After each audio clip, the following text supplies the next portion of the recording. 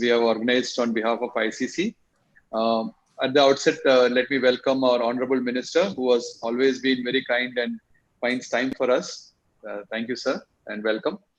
Um, so I would like to once again welcome everyone to this special session of ICC, the distinguished panelists, all the participants for the webinar.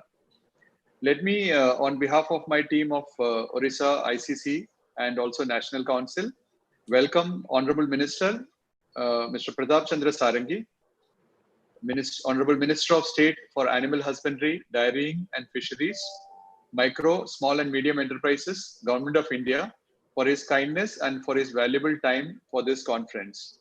We are extremely honored to have you with us, sir.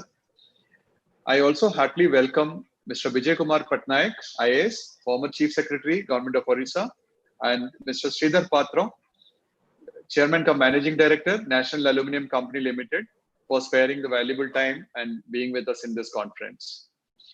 I would like to warmly welcome Mr. Umesh Hota, President, HR, Acquired Business, Ultratech Cement Limited, Aditya Birla Group, Dr. Shantanu Rath, Ex-Director Personnel, Orissa Mining Corporation, Mr. R.S. Mahapatro, Director HR, NALCO, Mr. Dilip Patnaik, President and CHRO, Steel and Corporate, JSW Steel Limited, Mr. Bimal Rath, Founder and Managing Director, Think Talent Services Private Limited, and ex-Global Head HR, Nokia, Mr. A. Thiru, Management Consultant, HR and IR, former President, HR, JK Organization, and Vedanta Resources, Mumbai, to this webinar. I also welcome my very dynamic co-chair, Mr. Pani, and the leader of HRIR committee for ICC State Council, Mr. Sanjay Patnaik, who has really driven this process of organizing this very, very hard with this team. Thank you, Mr. Patnaik, and welcome. I also would like to welcome Mr. J.K. Khuntia, member HRIR committee of our State Council and General Manager HR Paradeep Phosphates, and Mr. Arun Bhatt, HR and Communication Specialist. HR is a subject which is relevant at any point in time because we all work with people and people are the biggest resources for the organizations. But given current situation of the exceptional health crisis around COVID-19, and a large number of our processes and systems had to get reinvented in very short time for us to ensure business continuity. And all of us in business would really appreciate that. Work from home has become the new normal. Agility, creativity, and flexibility are something which is demonstrated by our people, because I would definitely like to mention that it is our people who immediately found different ways and means of getting the work done, even when they are not able to go to office because of the lockdown. The coronavirus pandemic has increased the emphasis on the human connect, which we need to make as all of us in the business, as well as our HR teams. Amid a rapidly unfolding health crisis, HR functions also reinvented themselves in a short span of time, providing critical communication on safety protocols, hygiene practices, emergency numbers, list of hospitals, and coordination for any unfortunate events happening around this. And each of our colleagues and organizations have shown the human connect in this crisis. I would also like to say that a lot of processes like we normally do, if somebody is joining the organization, would come and meet people face to face and go around the workplaces.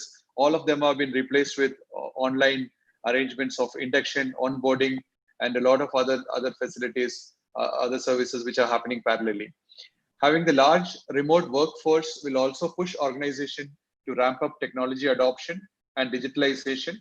And there would be a new work culture itself which will evolve in the days to come.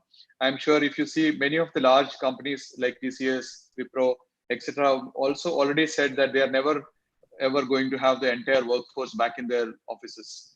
So these changes are in front of us, and given these contexts, I think this is a very, very appropriate time for us to have this national e-conference on human resources in this organized by ICC. I would like to once again welcome each one of you to this conference, and especially thank Honorable Minister for giving us the time and his valuable guidance. Now, I request the session moderator, Mr. Arun Bhatt, to carry forward the discussions. Thank you. Thank you very much, Mr. Thomas. As usual, you've been to the point and extremely conscious of the time limits. So thank you very much for that. And it's also actually a reminder to other speakers also that we should be, keeping in mind the time limits. I now request our co-chairman, Mr. J.B. Pani, who has already been described by Mr. Thomas as a very dynamic individual. We look forward to your address, sir. Thank you very much, Mr. Bhatt. Honorable Minister of State for Animal Husbandry, Dairy and Fisheries and Micro and MSME, Government of India, distinguished galaxy of panelists and the participants. A very good afternoon to all of you. Rethinking and rebuilding the human resources post-COVID. Who on earth had ever thought of the challenges that 2020 would bring? HR professionals have certainly not imagined the challenges that COVID-19 will confront on them. The uncertainty has crushed the economy. Employees are in stressful situations, and HR professionals are trying their best to keep everything in perspective and aligned. But is it as easy as it sounds? The sudden shift in work culture has brought new challenges for HR. The top priority for HR professionals is now crisis response and how to keep the employees engaged, provide the right communication channels and tools for remote work and more. What are the challenges that HR professionals are facing due to this unprecedented situation? Mental health and well-being. The sudden shift in work culture took a toll on overall employee health and well-being. Stress, anxiety, and other mental health issues have always been there, but it is now a totally new story. When you have your workers working in an office environment, you at least understand the pulse and sensitivity, and that helps you immensely to tackle the issues. But employees are going remote. Communication routes have been significantly compromised, leaving the managers clueless or at least less conscious. In a recent COVID-19 Pulse survey, HR professionals across the globe responded that health and well-being of the workers to be a major concern. Establishment of boundaries between work and personal time, setting up regular one-to-ones and really listen, providing an employee assistance program, allowing the employees to have short breaks, setting goals that must be realistic, using confidential surveys to check in with your people and to find out what they think your organization is doing well and what could be improved upon. Managing remote work. The transition to remote work culture is not as seamless as it seems. Before the COVID-19 outbreak, a very small minority of the companies had a remote work program. Banks, regulated industries, and many financial services companies did not encourage remote working. Now, almost all of them are rushing to build remote work strategies. This has led to many undiscovered problems. HR managers are trying to build seamless routes and strategies to overcome the challenges that it brings. Lack of agility. One of the major reasons why HR teams are struggling is due to the lack of agility. Many HR teams are not really designed for agility, and this is affecting the HR professional big time. In this crisis, it is critical to respond fast and move quickly, but there are many approvals to take before action. This slows down the process of collecting data and take immediate measures that a crisis demands. Communication is another major challenge that is on the priority list. Communication itself is a critical aspect that needs to be taken into account whether or not the workforce is working remotely. More or less, the HR teams are doing their best by sharing updates regarding measures adopted by the organization, updates from business leaders via email or video, links to valuable external information sources, ongoing HR policies related to the crisis, and through health talks and training sessions. Employment engagement is a very, very important aspect. And now the COVID-19 has resulted in one of the worst recessions the world has ever seen.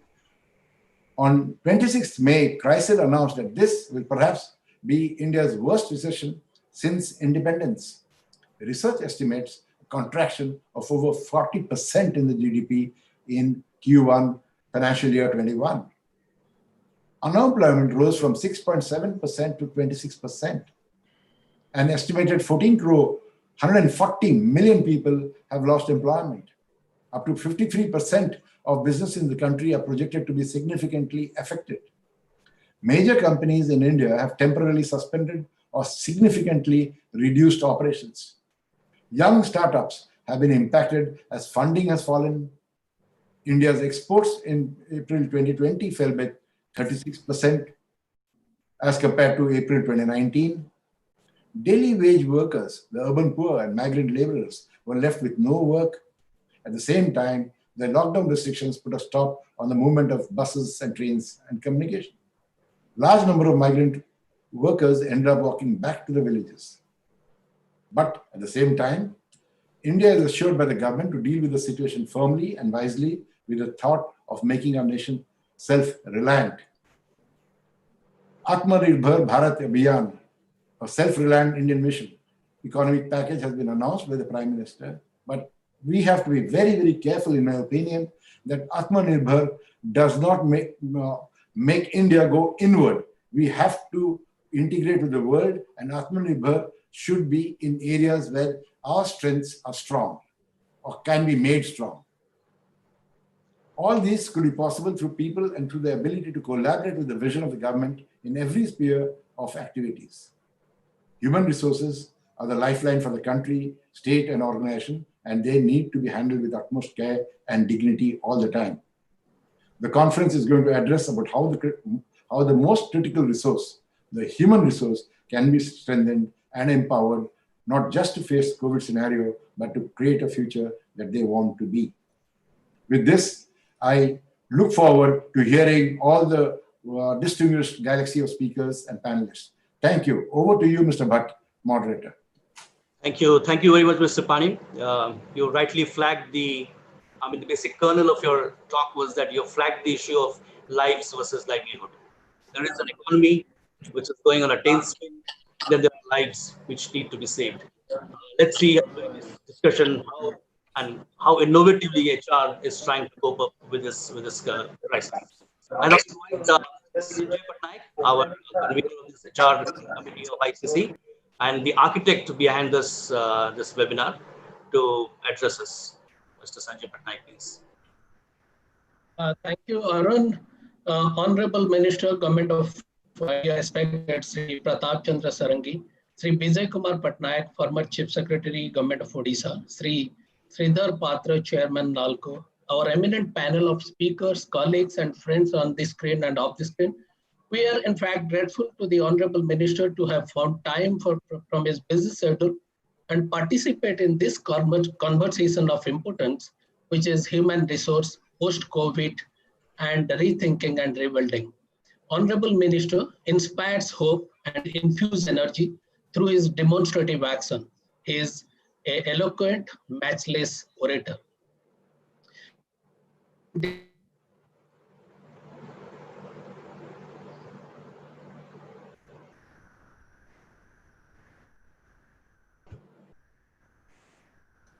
You can't be heard. Mr. Patnaik, you can't be heard. The key, and therefore HR is the important aspect. Nobody feels safe, and this is a journey between virus to vaccine, and there are multiple stones between this, and therefore HR needs to figure out which are those milestones and how they keep binding the people together, in order to travel from virus to vaccine journey, not just to that and beyond.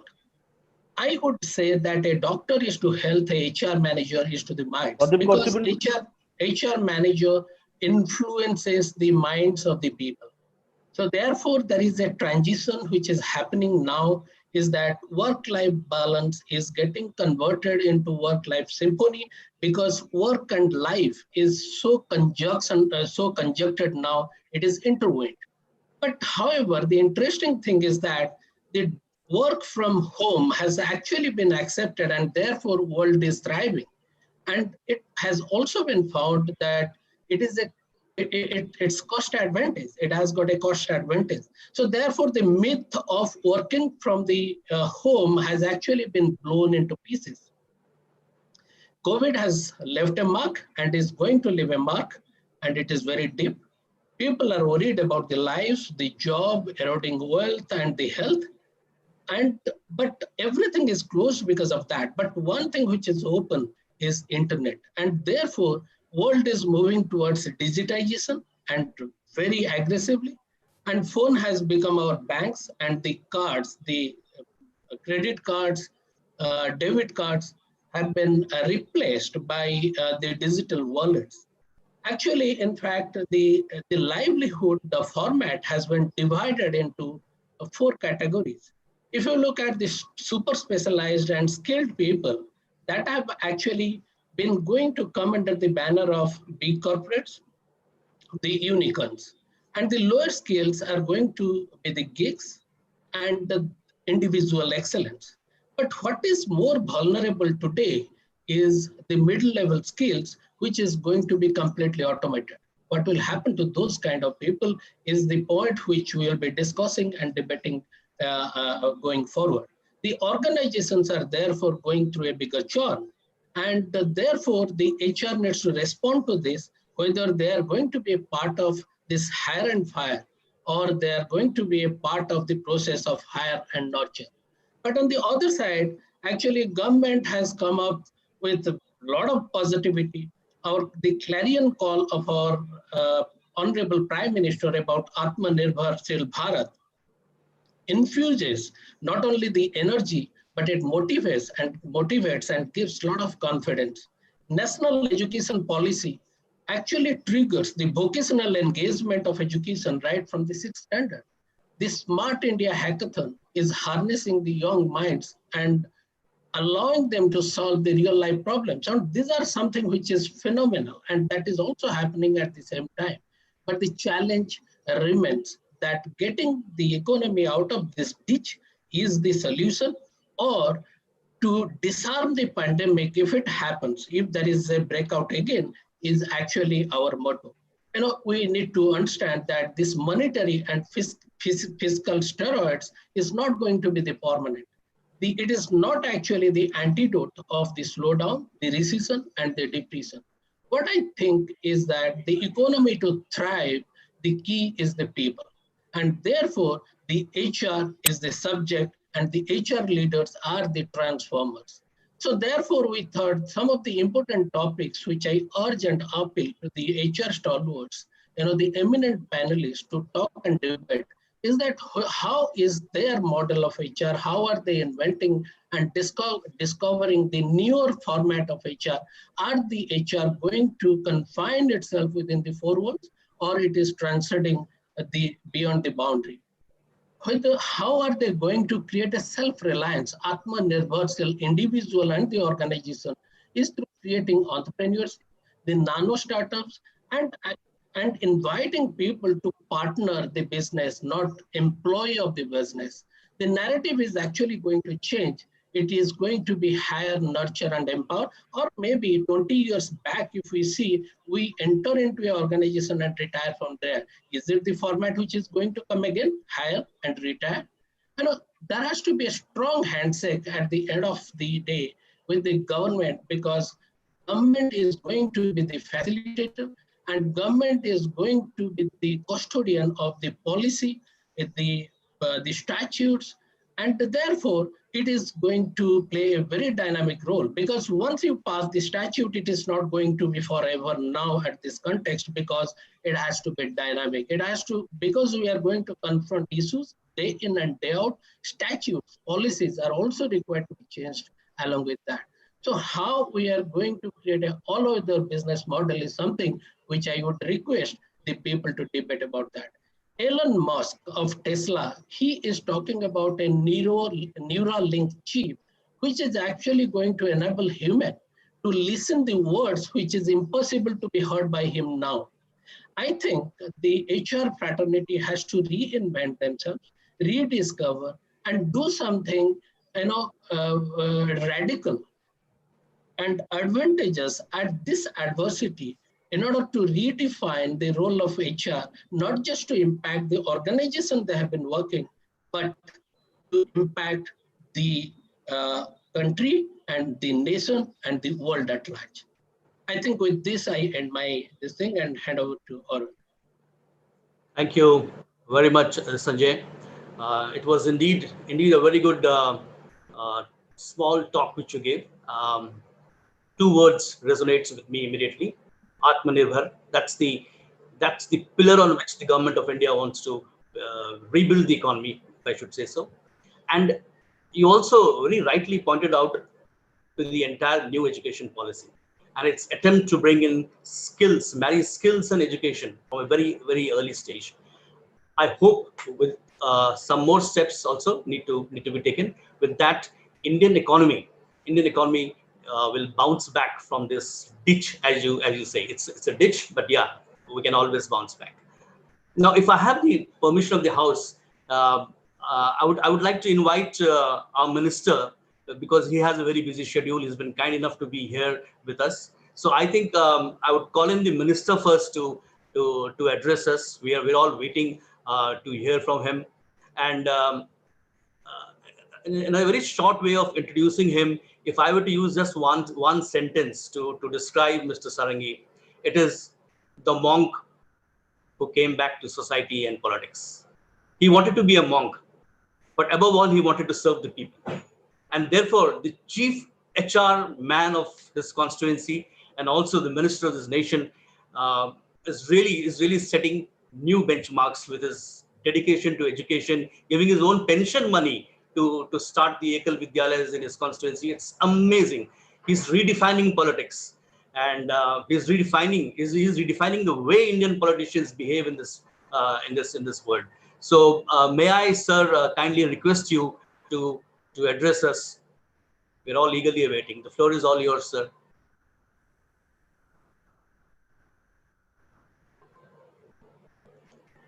I hope Mr. Sarangi is there.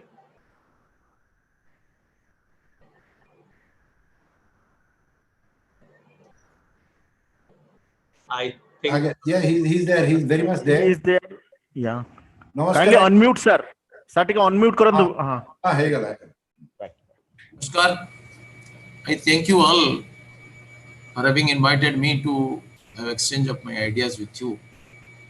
And I'm sorry I arrived a few minutes late going to my pressing engagement. And you are all trying to focus on a very important subject, the most interesting theme, that is human resources. In all the process of development, we can say 90% is responsible for this authenticity of this human resource, and only 10% credit goes to this technology and other things.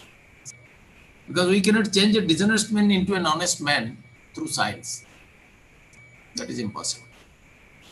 And the whole beauty and the synergy of the entire system may be finished by a dishonest man. So human resource is most important.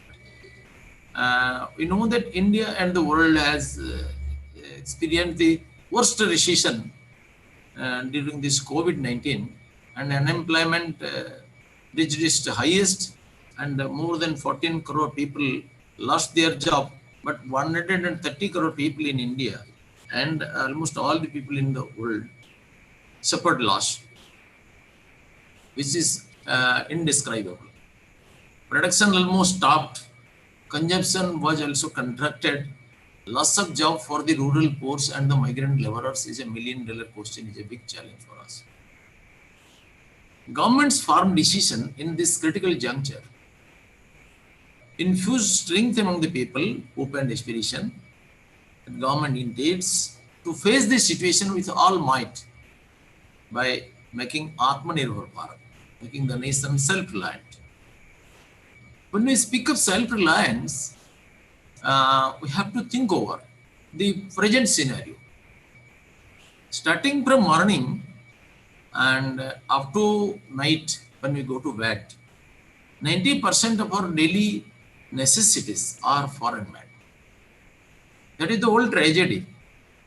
India had a very rich cultural heritage, and our contribution to the world GDP and trade and commerce 500 years back was very significant. But today we are not visible in the world trade and commerce. Why this has been so? Before the British came to India, we had 10,000 steel factories here. The number one steel cannot match with the iron pillar standing before the Qutub Minar. So, our excellence was almost finished by British diplomacy. And I remember one incident when Jamshedji Tata and Swami Vivekananda were moving in the same ship and were talking with each other. When Swamiji asked, "What are you doing?" He told that I am trading various iron commodities and I am bringing it from European and American markets and selling in India. Then Swamiji told, "Why in your education?" Tata asked, "Why?" Swamiji replied that you may be rich, but your country cannot prosper. Why? A nation which sends raw material to a foreign land and purchases foreign goods cannot prosper. It's a baby in the field of industry. Then what to do? Swami said, go and dig your mines, cross the mountain, try the ocean, struggle with nature, and create enough employment opportunity. Have your own research and innovation wing. Be a producer instead of becoming a merchant. So the whole course of the direction of the Tata Group of Industry changed, and now we see what is the gigantic volume of that industry.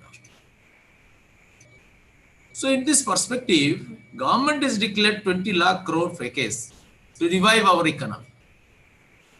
Our national economic policy, our national education policy also put much emphasis on vocational education. Pradhan Mantri at the outset told Jaan hai to jahan hai. Secondly, he told in the Chief Minister conference that Jaan bhi aur jahan bhi. He went to the extent of telling that Jan se jag tak. But what all this means? This rebuilding of Indian economy and rebuilding of our socio-economic life is possible only through the people if they appreciate and understand and collaborate with the vision of the government, and they are enabled to implement the policies of the government. So unless they come to appreciate, unless they understand the real essence of these policies, and these they cannot take the profit of these packages. So there should be a spirit of self-reliance among our entrepreneurs. So the human resource is the most important part in this process of rebuilding the nation. So what to do? We are a mineral-rich country. We are very rich in our minerals, our forest resources, our water resources, and also our land resources. We are also very rich in our human resources. Experts, scientists, economists, doctors, engineers, professors from India march to every part of the world, and they contribute to the growth of these nations outside our country. They took their education here, but they contribute to these nations for some reason or other. And our wealth is being drained through our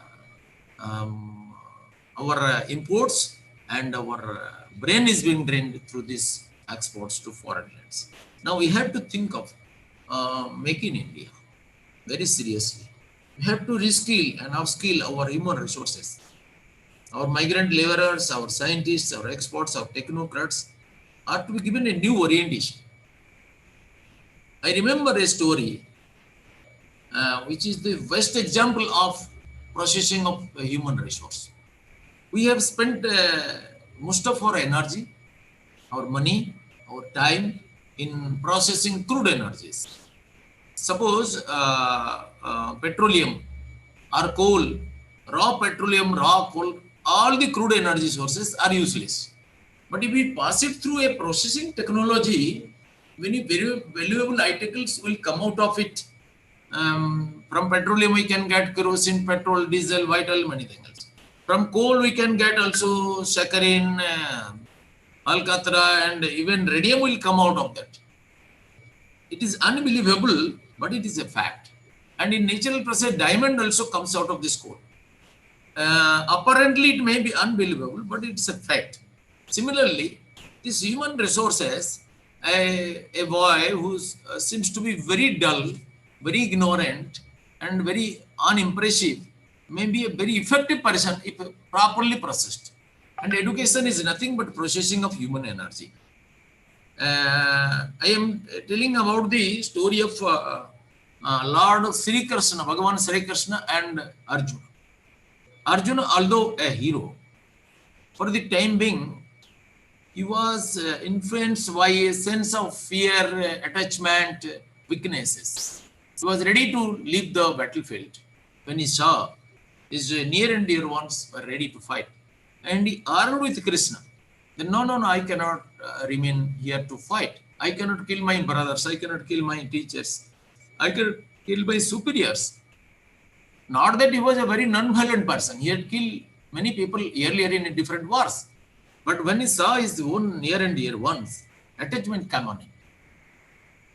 His patriotism was covered by his attachment.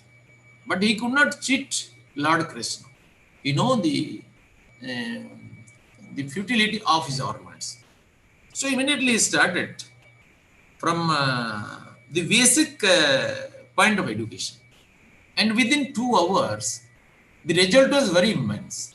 Result was instant. He started furnishing, he started processing his human element. The human resource was processed. He wanted to know what was the idea of Arjuna about himself. First, he spoke that you should not take pity on them because they are the great Atman. They are beginningless and endless. Then he went on arguing and answering the questions put by Arjuna. And at the end, the result was very tremendous. A person who was ready to run from the battlefield, he came with all confidence and told, Nasto moha smritir lavdva tat prasadan maya chuta stitoshmi gata sandhya karishe vachanam. I have lost, my all ignorance has been driven out. I am established in pragya, wisdom, and my intelligence has been very calm. Now, you can ask me what to do. I am ready to do. This is an immediate result of the management science of the human resource treatment given by Lord Krishna. 1 decade was engaged in looting and killing the people. Once a saint came nearby and he wanted to attack the saint.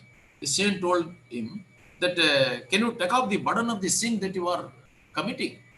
No, don't try to befool me by telling all these clever things. You want to be escaped, I will not let you go. I will kill you. Then he told that, who will take off the sin? Oh, everybody from my family. I am only working for them, for their comfort. Then go and ask them. Oh, again, you cannot befool me. Then he tied him to a tree and went to his home and asked everybody, his wife, his mother, his father, his son, his brother, everybody denied. No, we cannot share your sin. We have not told you that. You should work and earn money in a very honest manner. We have not told you that you should kill others and loot their property and feed us. So depression came on him. The entire consciousness of sin that he has committed came on him. And he became very seriously depressed, disturbed, and with a disturbed mind, he ran to that saint. He untied him and fell on his feet. Oh, I have done many crimes. There is no escape for me. Is there any way out? I'll be finished. Now, the saint created a hope and aspiration in him. No. Nobody is to be finished. You cannot be finished because you are Atman. You have infinite possibility. You can do that. Only you are moving. You have the energy and power to move, but you are moving downwards. Just change your direction and you will move upwards. What is the way to change my direction? The saint advised, please purify your mind by chanting a mantra I am giving. So was the accumulation of his sins that he could not utter the mantra in a correct manner. But even incorrect chanting gave him perfection, and because he did it with all Shraddha, all concentration. And he became Saint Valmiki. The human resource was transformed. Education means only transformation. Simply getting information and reproducing it in the answer book or telling through a mic, giving advices is not education at all. Education is being and becoming. Unless it changes you inwardly, it has no meaning at all. Unless it changes your character, it has no meaning at all. So, how this human resource is to be transformed, how a work culture is to be infused among the people, that we have to think. Now, in this changed situation, work from home has become a new normal. But working from home does not mean that cheating the government or cheating the employer. Nobody's in a civilized country, this inspector posts are very less. But here police make us honest. Unless there is a TT, our justices also go without ticket. Unless there is an examiner, 99.9% student will copy. Unless there is a police, we will not hesitate to commit theft. That is not a best quality of human resource. So authentic human element should be cultivated. That is because that is pivotal in every development, in every progress, in every rebuilding, and we have to do that. So human resource is of utmost significance, and we can do that. Technologically sound human resource is needed. So how can we do that? We can also reskill our human resource, and simply reskilling will not do.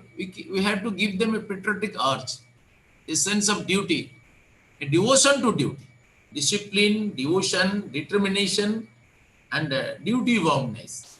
All these qualities should be part of our personality. Then only we can do. I will just give one example.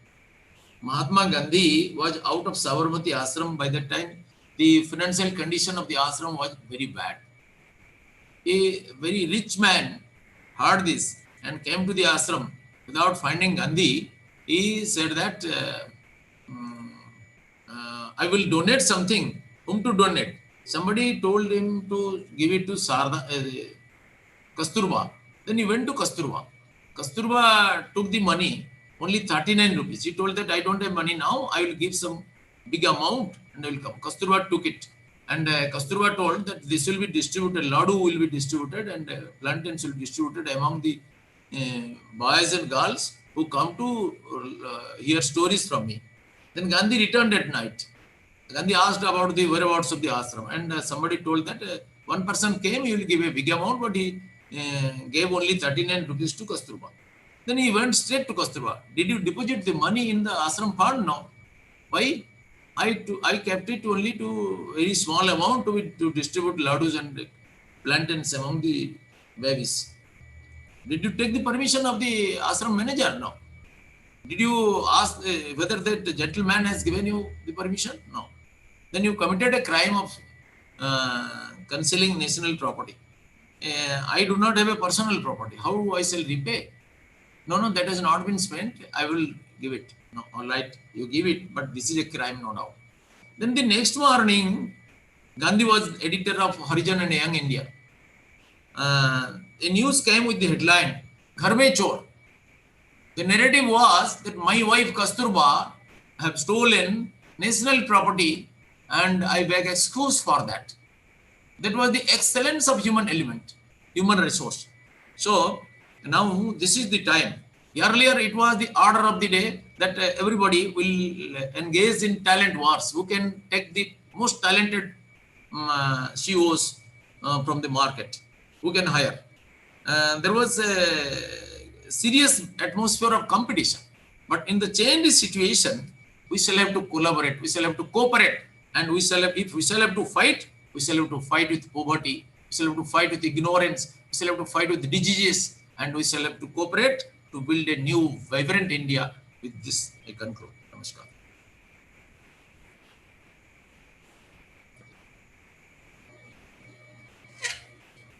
Thank you very much, Honorable Minister. It was indeed a very enlightening talk which you gave us. It was short, it was sweet, it was to the point. I'm already getting a lot of reactions in the page in the window here. Dr. Anita Sabat says, thanks, Sarangi Babu, for sharing the story. I believe the story of Mahabharata, which you said with us, reminded me of the Ratnakara to Valmiki. There's also a question to you, sir, if you can answer. There are about 270 to 80 people listening to your speech here. So the question goes something like this. When anything goes wrong, HR is blamed. But if anything goes right, HR is ignored. So how does HR make its presence felt in this event? We'll be very grateful if you can answer this, sir. This is very unfortunate. If anything goes wrong, HR is blamed. If anything goes right, HR should be praised also. If I can punish somebody for his wrongdoings, I shall have to also reward him. I shall have the courage to reward. So unfortunately, we have rich people enough. We have wise people enough. We have strong people, but we lack in having responsible people. Response means ability to respond to a situation. So we should be responsible. We should also reward them. Thank you. Again, I don't have time, but there are many of these participants who are saying, thank you very much, sir. It was an enlightening speech. Very well said, Honorable Minister. There is one suggestion. It was not a suggestion. It was a backhand compliment. It's gone off the screen now. It was saying that the government should do more. It has done a lot, but the government should do more to enthuse people in this COVID times. But obviously, your speech, sir, is getting a lot of reaction from our people, and they're extremely happy. So, sir, we would love to take more time from you so that you wait and listen to others. But I know you have a very, very busy schedule. But we'll be honored if you can stay back and listen to some of our eminent speakers. Thank you very much indeed. And if any of our esteemed office bearers, if they want to give some feedback to the Honorable Minister, maybe Mr. Sanjay Patnaik, maybe Mr. B.K. Patnaik, Mr. Pani, anybody? Sir, we are in fact very grateful that you have found time on the day which is very auspicious, very important to you, because on the other side there are very important things happening, and so therefore you could find time and shared your vision with us and enlightened us with something which is very, very refreshing, and we will be always grateful to you. And thank you very much to be here. And I would request if you can just stay for some time, and then it would be better and we'll be obliged. Thank you, sir. Thank you very much. The question which I missed, it's come back on the screen. Mr. Parmanik says, let government come out with the revised policies to attract investors or small entrepreneurs to make a revolution in manufacturing sector. So there are the import of items which can be easily manufactured in Odisha and help in exporting such items to other states or nations. This was Mr. P.K. Parmanik. So there are a lot of reactions coming in, but we'll have to move on now. Our speakers are now all lined up and ready. But before I go to the speakers, I would like to set the context, and in that I would actually extensively quote from Charles Dickens. He said this in 1859. This is the best of time. This is the worst of time. This is the age of wisdom. This is the age of foolishness. This is the season of light. This is the season of darkness. This is the spring of hope, but it is a winter of despair also. The coronavirus and the pandemic has, refreshed this 1859 statement of Charles Dickens. We are exactly in this dilemma. So how do corporates, come out of this? How do corporates, because it cannot be this dilly-dallying anymore. We cannot spend time describing the dark cloud. We have to talk about the silver lining. We have to usher in the ray of hope. To do that, I would first invite Mr. Thiru. He was the head of HR in Vedanta, where I interacted with him closely. He was head HR in JK Group. And when I, just to introduce this speaker, when I put this on the Facebook about this seminar, he quickly, within a minute, he came back with 3 crucial words. He said, I'm going to join this seminar to listen, to share, to learn. At this age, he's willing to learn. At this age, he's willing to listen. So absolutely great, Mr. Thiru, having you here, and we look forward to your talk. Thank you very much. Am I audible? Yes. You are. Honorable Minister, respected dignitaries and professional colleagues. So, welcome to the world of uncertainty. So, the COVID-19 pandemic is impacting many lives worldwide, but India is also no exemption. Employment scenario from the HR perspective, it is going through an unprecedented chaos and confusion. The migrant labor issue, which was talked about, there are a lot of companies which are doing voluntary and involuntary separations. Pay cuts are happening, withholding increments are happening. Forced leave is imposed even while working from home. Postponing date of joining of new hires, unilaterally withdrawing offers, and citing all these things are happening because of COVID and force majeure circumstances. So legally you may be right, but morally and ethically are you right? This is a question I want to put it before the organizations, whether big or small, or profit-making or not profit-making currently. The top concerns raised by NHRD very recently, they said, yes, revenue, sales, financial positions of the company is very, very key. And HR international guru, Dave Ulrich says, we should have the ability to harness uncertainty. So uncertainty is going to be the new normal. And everyone agrees the new normal, there is no easy way out. But one point I would like to mention, exploiting the potential of employees and stakeholders at this point of time, is it the right thing to do, or scratching the surface like leave policies, layoffs and pay cuts? So these things can give you temporary relief, but are you focusing on the right things? That I want to talk for a couple of minutes. So exploiting the potential of employees and stakeholders is important, not exploiting the situation, whether you are a big company or small company. So this is one point. The second one is, yes, like somebody said, there is a huge opportunity and India has got a lot of natural resources to be exploited, human resources to be exploited. And there is a possibility that by 2025, we can overtake Japan and become the 3rd largest economy in the world. Despite all these confusions are happening, India is placed slightly in a better position that we can really achieve the 3rd largest economy by 2025. So we have all the inherent qualities and skills and all that. How to convert that, how to move it in the right direction? Yes, central government, state governments, everybody is working, large corporates are working.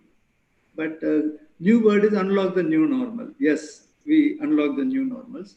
But whatever said and then one has to go back to 3 P's, people, planet and profits. So unless you make profit, you cannot sustain good practices in terms of people and planet. So people and planet, we need to protect that while making the profit. That cannot be compromised at all. So what are the 2 wings through which we can fly a little bit and then move forward, take the country, take our company, take our state to the next level?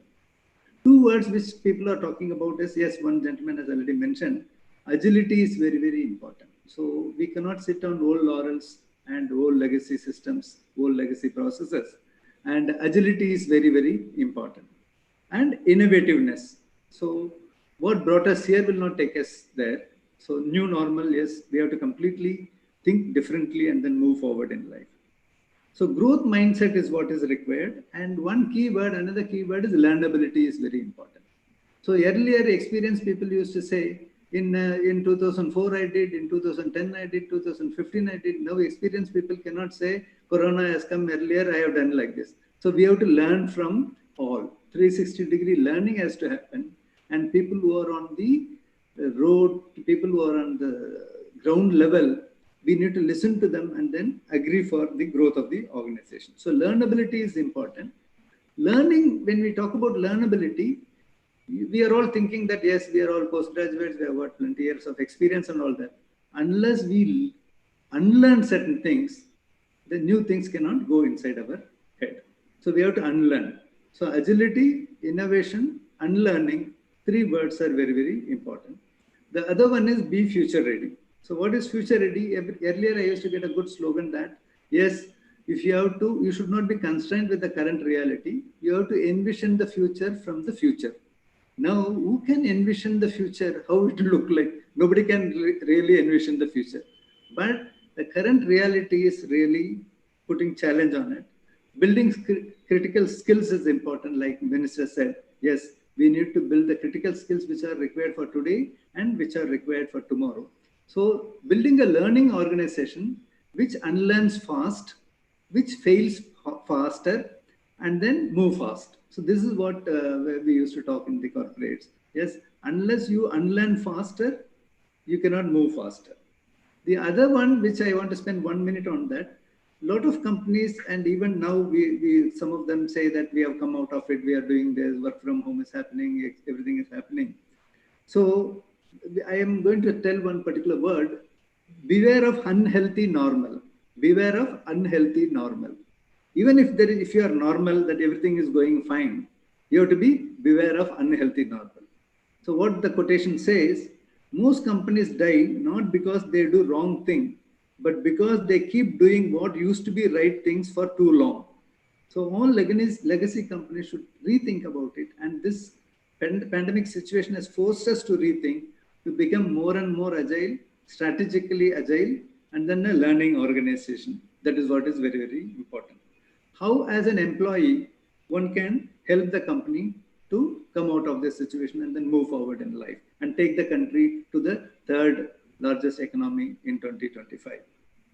As I already mentioned, exploit the potential, not the situation. That should be the mantra. The second one is we should continuously think about people are generally rewarded when problems are resolved. So once problems are resolved, if you are rewarded and promoted, you'll be waiting for the problem to happen, but you will not prevent the problem to happen. Are you preventing the problem is one aspect. Yes, one can do that. But are you solving the right problem, or are you solving the problem that has landed on your lap today? Earlier, I used to write lap or the problem that has landed on your table, now lap because you are working from home. So problem will come, but are you solving the right problem as a leader is the one which is very, very important. Whether you are young, old, are you willing to fail? And if you are willing to fail faster, experimentation culture should be there. Now, a lot of people are undergoing sea changes. If some good idea, innovation comes from lowest level of people, including the migrant labor, we should listen and then try to understand it and then try to experiment fast. And then if it is working, you work faster than your competition. The other one is very, very important. One of the multinational company CEO has been talking about this. Be willing to be misunderstood.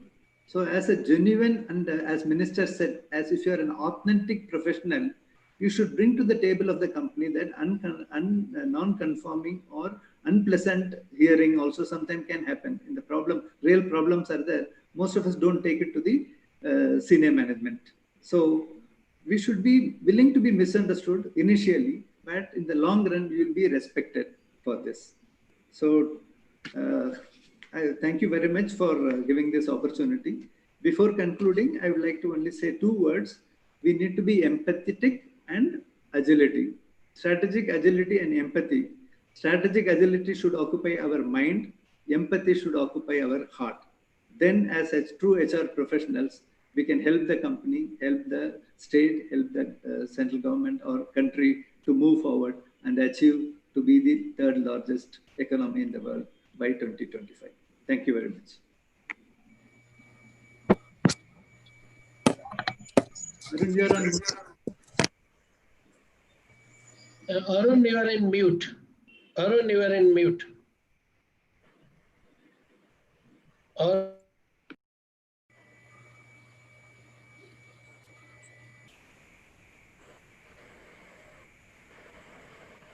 Unmute now. Now, no, again, mute. Yes, yes. Thank you. Thank you very much, Mr. Thiru. As expected from my side, it was a brilliant insight into the current scenario through which we are all going through. Unfortunate scenario we are all going through. Your entire emphasis on this agility, on this need to have this 360-degree learning process, unlearning and learning. It reminded me of a of a statement by Darwin, when Darwin said that the fittest will survive, the survival of the fittest. Actually, an important thing is lost in the translation. He also meant that the fittest is not necessarily the strongest. The fittest is the one who is willing to learn, adapt to the new situation. And I think that's what you are highlighting. You cannot depend on what you learned 1 year, 10 years, 5 years, 6 years. I would feel 8 hours back, what you have learned is becoming redundant. So thank you very much, Thiru. It was nice having you. Honorable Minister is still there, and there are still congratulatory messages coming for our minister. There is Prashant Patro who says, "Thanks, Minister Sir, for your inspiring speech on this auspicious day." I don't know, he's talking about Ram Mandir or some other festival. Okay, fine. So I would now request the next speaker, who is Mr. Rahul Taneja of JSPL. He heads the HR there. Is he there? Is he not there on my screen? I hope he's there. I'm there, Arun. Thank you so much. Thank you very much, sir. The floor is all yours. Thank you very much for the organizers to have given me this opportunity. Thank you, Mr. Thomas, Mr. Pani, Mr. Bhatt. Honorable Minister, Mr. Sarangi, I think you said a couple of things which I want to actually talk about before I begin a few minutes of my conversation. I think our Honorable Minister mentioned that authenticity in human being is pivotal for the success of humanity. I think he also emphasized when he gave example of Mahatma Gandhi ji that the personal values actually matter the most. And when Thiruji actually spoke about agility, when he spoke about empathy, it I think kind of covered the entire gamut of work that we all as professionals need to do when it comes to creating the resilience in our nation. I think as contributors to management, as practitioners of human resources, we need to see that is it possible for us to actually work and create that individual resilience in the enterprise, that individual human being's ability to be able to rise up to the occasion and build that resilience such that Atmanirbharta, as we talk about in context of the nation, actually begins by creating that resilience at an individual level, and how we then convert that individual resilience into an institutional resilience and then national resilience, leading to the Atmanirbharta. I'll give you an example of JSPL in context of this. At the onset of COVID, one option, like most other companies exercise, was to shut your plants. Instead of that, we said that we will increase our production. Not only did we do that, we actually also changed the product portfolio, and I'm pleased to report to this August group that one of your jewels from Eastern India was able to export 2 million tons of steel in the first 4 months post-COVID. And that's why we actually were able to convert a loss-making company into a profitable company in the first quarter of this financial year. That Atmanirbharta came in because there were few leaders who were empathetic enough, to the point that Thiru was making, empathetic enough to realize that creating a value in the business is important for creating Atmanirbharta for the nation, because it is required, because each human being of our nation today requires that support from one another. Many of the august guests have already spoken about that, and especially the Minister Sahab was mentioning that how unfortunately a large number of populace, those people who actually provide daily services, those people who actually provide one-on-one services have actually been widely impacted because of the unleashing of this menace called COVID. And it requires all of us individually, collectively, to somehow work towards creating that resilience in each other so that we are able to take on, and instead of getting defensive, become offensive in our approach to this challenge called COVID. Today, I think the impetus of all of us should be on that human being. Focus should come back, I think, after a long time from processes and systems. Those alone will not be able to do much. I heard Mr. Sarangi, our Honorable Minister, mention about that 90% is human capacity. It is 10% which is the resources, the technology, and all that matters. So I think for all of us who are HR practitioners, I think people are looking at us and people are looking at business leaders to focus on human being once again, to bring back the focus on people once again, and not as much on processes and systems. It is this human being which will be in a position to be able to bring about the conversion of opportunities. How do we do that? How do we ingrain in ourselves enough and more empathy? I was also wanting to speak about it, and Thiru reminded all of us about it. The empathy will be the biggest ingredient in leadership today. And that is only possible if we try to put ourselves in the shoes of every compatriot colleague of ours. We try to put ourselves in the shoes of every compatriot colleague who actually works several levels in the organization. And these are the real contributors of the company. Leadership in these times is to identify those real contributors, the real heroes, the real leaders who have actually sacrificed their own, lots of their own issues to make sure the business continuity happens. I mean, today, if you look at our nation, actually it's celebrating those people who actually fought from the fronts. I mean, the fronts were these days inside, not at the borders. Fought at the fronts, the police forces, the government servants, the officers of the ministries of various departments, the ministers, the Prime Minister himself, and several other people who actually really stood up and said that we need to be there up in front fighting the COVID, otherwise nation will collapse. It is that resilience and that ability to be able to say that I'm going to push not defensively, but push offensively and tackle the challenges head on is, I think, the need of the business. Someone did ask this question, and I heard Bhatt Saab remind our Honorable Minister that why is HR not given the credit for the work that they do? Because oftentimes we in HR actually are in defensive. We're defending our administrative decisions. We have very little appreciation and understanding of the business. I learned it from one of the August panel members, Bimal Rath, that how you need to understand business. Several years back when he was heading HR for British Telecom, I remember my meeting with him still. He didn't speak to me like a human resource executive. He spoke to me like a business leader.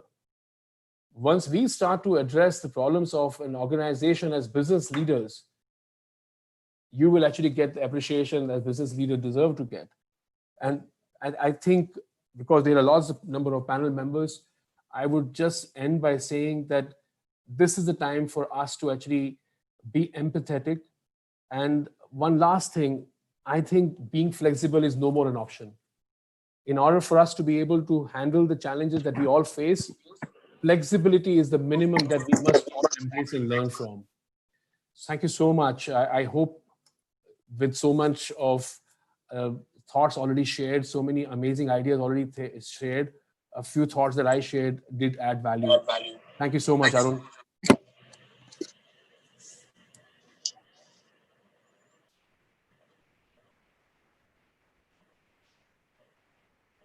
Arun, you are on mute. I think now I'm once again online. Indeed, it was great listening to you, Rahul. And you, I think, brought the point of resilience very well. I mean, that point of resilience really resonated with us.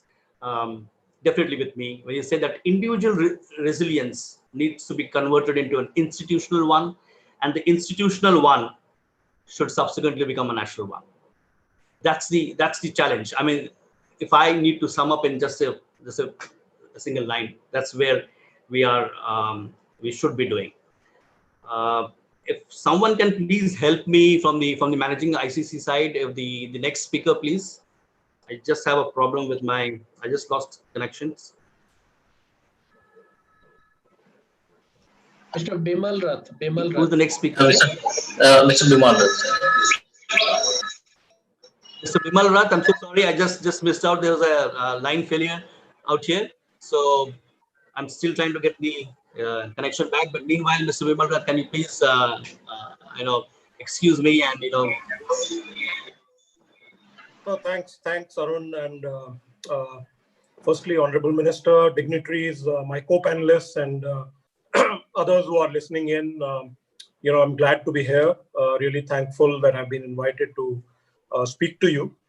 And it's a topic sort of close to my heart because it's about transformation and reinvention of the HR function, perhaps not in the way we anticipated given the crisis, but certainly throws up a lot of opportunities. As several people have pointed out that, many years back, somebody talked about this. Actually, Churchill said this, that every single crisis throws up a lot of opportunities. In fact, he said that no crisis should go wasted because opportunities are always there in the crisis. So, from my perspective, I think that for businesses and for HR professionals, actually, this is a period in a way for exploiting opportunities. What we have seen in the last 4.5 months is that, companies, individuals, and teams have actually been able to reorient themselves and move really, really quickly in many businesses, creating huge innovative value chains. In many businesses, totally being able to run, businesses in a completely different way than they have been run in the past. What this shows us is two things. One, the fact that human beings are innately innovative and are innately agile. Sometimes a crisis can push us into that mode as against being a little bit lethargic and a little bit complacent because life is sort of going on. But the innate ability is always there. Now, if you look at that as an opportunity and say that innately human beings are innovative, they are responsive, they can be agile when the time sort of is required, and they are fundamentally resilient, what is it that therefore the HR profession could potentially do to leverage all of this? I don't want to give a sort of a blueprint in a way, but there are, I think, 4 or 5 areas which would be worth reflecting for all of us. Area number 1, individuals have a role, and governments have a role. Now, I often think that we are very ready at an individual level to talk about institutions or about the government, but we don't do the role which we have to do as individuals. And similarly, the other way around. Very often, governments don't do what they're supposed to do, or institutions don't do what they're supposed to do. But the first thing is that if every one of these bodies or every one of these, partners in progress, if one were to call it that, were to do their own role well and collaborate with the others, I think there are huge opportunities to be had. As the government has shown, they can be agile. They've done a lot of stuff which was held up for the last 10 years, 15 years, 5 years. They can be agile when they want to be. Institutions can be agile, and so can the individuals. Now, just imagine if all the three were to collaborate and actually bring about innovation and agility into the workplaces and into our lives and society. So that's point number 1. We must each do our own role and ensure that we are collaborating with the other. Point number 2, and this is perhaps more apt to human resource professionals. I think there are 3 aspects to look at as far as crisis is concerned, particularly the current crisis. I think there will be transformations in work, in workplaces, and in workers, it will be important for all human resource professionals to actually look at how to transform work positively, how to transform workplaces positively, and how to transform workers positively. Now, workers would obviously mean some of the things which the honorable ministers and others talked about, which is about skill building, which is about mindsets, which is about learning new things, unlearning, all of that stuff. But also, it is very important to keep in mind that the design of workplaces and the way work is done, and even the design of work, will have to fundamentally shift given the new normal, so to say. So that's the second one, which I think is important for HR professionals to understand. I think the third bit is that, as human beings, our evolution tells us that we respond to danger very well. Whenever there is a pandemic-like situation or any other danger, we tend to curl up and we respond to danger.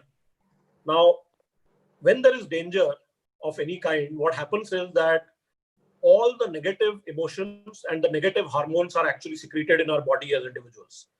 And therefore, many negative emotions, one of them being fear of the unknown, actually comes to the fore. I think there is a very, very important aspect which HR people can play a role in, which is that how do you ensure that these negative emotions don't overwhelm individual employees, they don't overwhelm our society, but are balanced by the hope of the future. Many people have written about this, including some of our ancient sages and Vedics, that hope is what keeps us alive. For those of you who've read Viktor Frankl, who was actually in Auschwitz for a very, very long time, would understand this, that given the same circumstances, people who play on hope can actually do great things. They not only survive, but they thrive. And I think one of the critical roles for HR people to play in the future is about how do you provide people hope as against balancing the fear and the negative emotions which any crisis like this sort of generates. The fourth one is, I think, just making sure that the basic stuff for organizations and employees is taken care of. Salary is given on time, taking care of medical needs, if there are health needs for the parents, if there are commuting needs.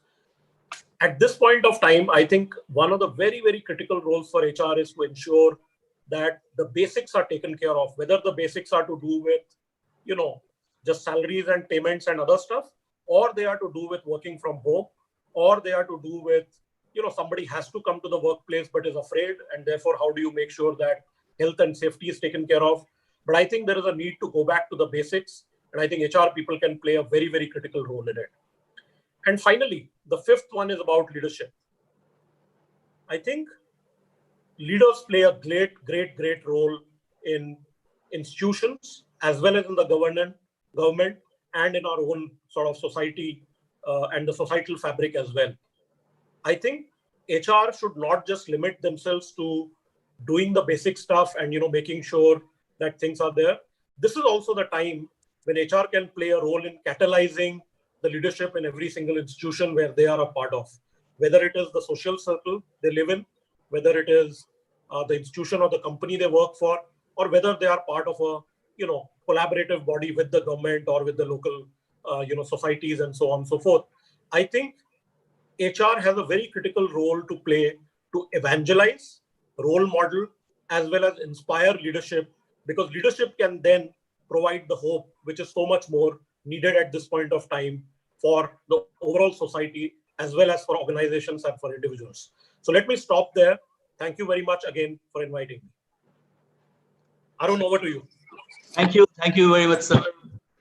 It was a brilliantly etched speech of yours. Intellectually, it was really deep, and I loved your reference to Viktor Frankl when he's the one, and I'm talking this for the benefit of the participants who are out there. He's the one who survived the Jewish camp, Auschwitz camp, where Hitler was going virtually mad, and he was eliminating people with poisonous gas. Hope was what held out, and there were many survivors from there who survived to live the tale. Not only survived but also flourished. So thank you very much, sir.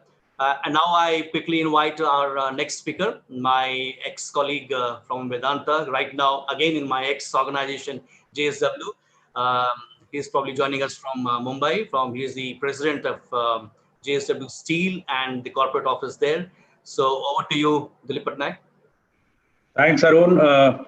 So good afternoon, everyone. Honorable Minister, Sri Pratap Sarangi, dignitaries, eminent panelists, and dear participants. I would like to thank the organizers for giving me this opportunity to join this forum, learn from here, take a lot of takeaways, and also to share my views.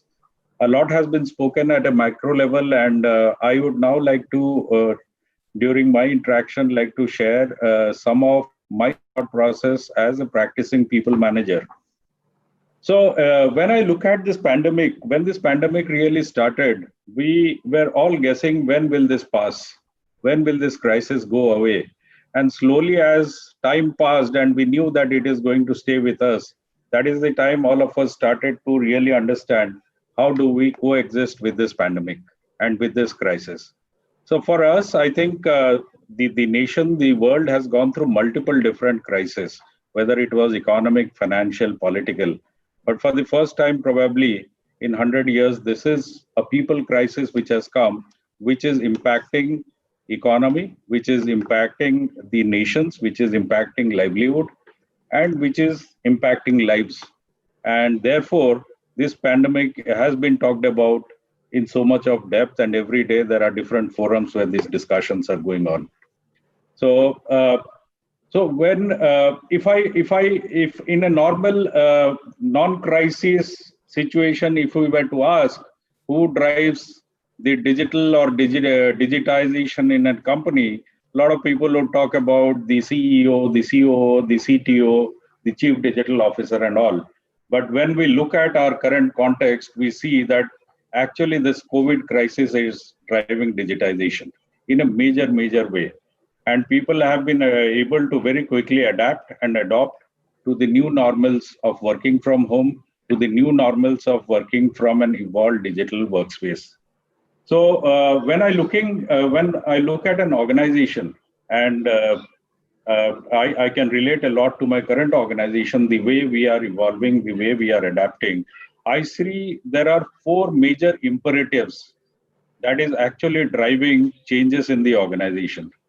The first major imperative that I look at is the digital acceleration. We were all talking about Industry 4.0. We were all talking about a digital workplace. But COVID has now pushed this agenda forward. And the digital initiatives are really being implemented in an accelerated manner.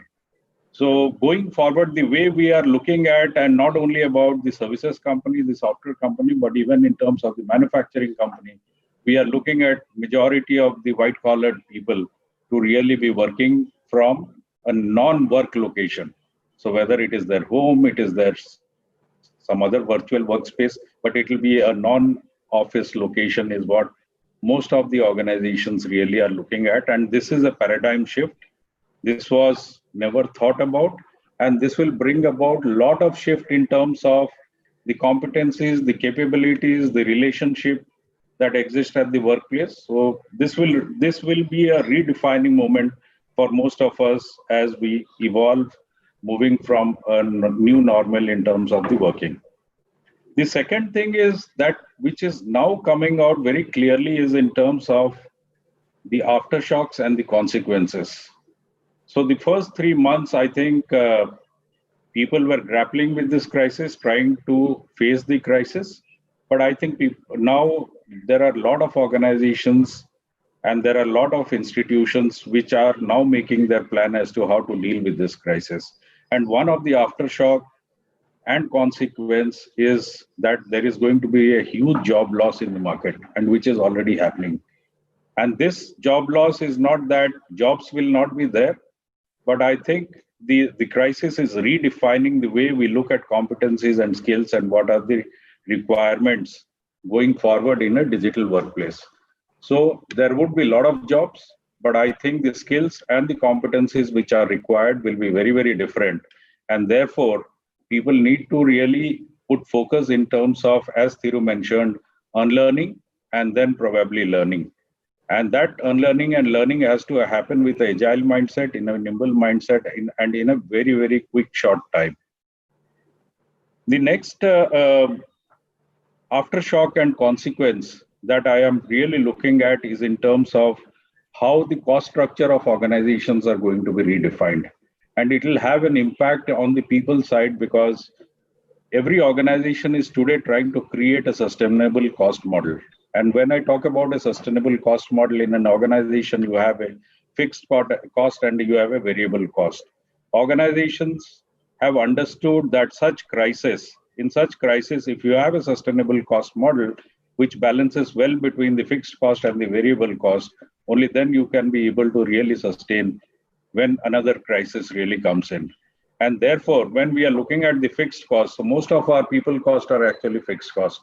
And therefore, the organizations really want to now build a sustainable cost model where you have certain number of people only on your rolls, a lot of gig workers coming in, a lot of contractual workers coming in, and therefore the methodology of deployment of people in organization is going to move through a paradigm shift. Is the way most of the organizations who want to build a sustainable cost model are really looking at. The other piece, the fourth imperative that comes to my mind is in terms of the kind of workplaces that we are building. And if I were to really look at it, then we are building actually three different kinds of workplaces, so to say. One is the physical workplace where people have to come, people have to work. So we'll have to focus on their health, safety. We need to look at in terms of how they come there, how they go from there, because people would be really very, very insecure if we do not create the right kind of physical environment for them to come and work. The second piece is around emotional workplaces. And when I'm talking about the emotional workplaces, it is all about engagement, it is all about trust, it is all about the caring, it is all about empathy. And how do we create all these factors at the workplace, whether it is a physical workplace or for people who are really working from home. The third piece is around the digital workplace. And digital workplace is not really in terms of the digitization or digitalization or automation, but it is more in terms of how do we all operate in a digital environment. So physically, today we come to office, but we don't go to a conference room to really do a meeting. The way we look at our interactions, the way we look at our supporting each other in a digital workplace will be very, very different from the traditional workplace that we have been working from. The other kind of, there is another workplace which people, I think, going forward will really look forward to based on their experience during this pandemic, and that is about what kind of an organization are they looking for, are they working for? And the experience that people have gone through, they would like to really work for organizations which have certain values, which work for a purpose, and which are empathetic towards their own people and not really only looking at short-term gains. So I think that is a very, very important element that every organization really needs to create, the purpose of their existence and how do they integrate people into their existence through creation of values and value system. So these were some of the imperatives which I thought are relevant in the current context, because as we move forward and as organizations continue to really strive to exist in this world of this crisis, where this crisis nowhere seems to be ending, but really where we find out ways and means to coexist with this crisis, it is important that organizations really look at not only the element of commercial activity, but also about how do we create that sustainable economic model where people, their lives, their livelihood, and the entire commercial ecosystem coexist. So with these thoughts, Arun, I would like to stop here and maybe like to hear the other panelists and take any questions and take questions if any. Thank you. Thank you. as and when the questions will come, and they are coming, we'll address this.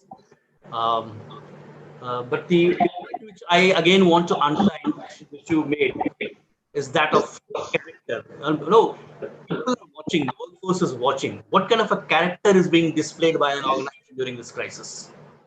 They say that it's a crisis which really displays the true character of an individual and therefore a true character of an organization also.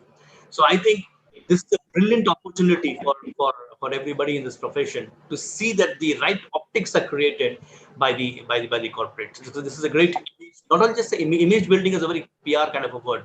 This is a great time to create that character, that timber, that fiber, that yes, these are the ideals for which the organization is standing for. And this is that time.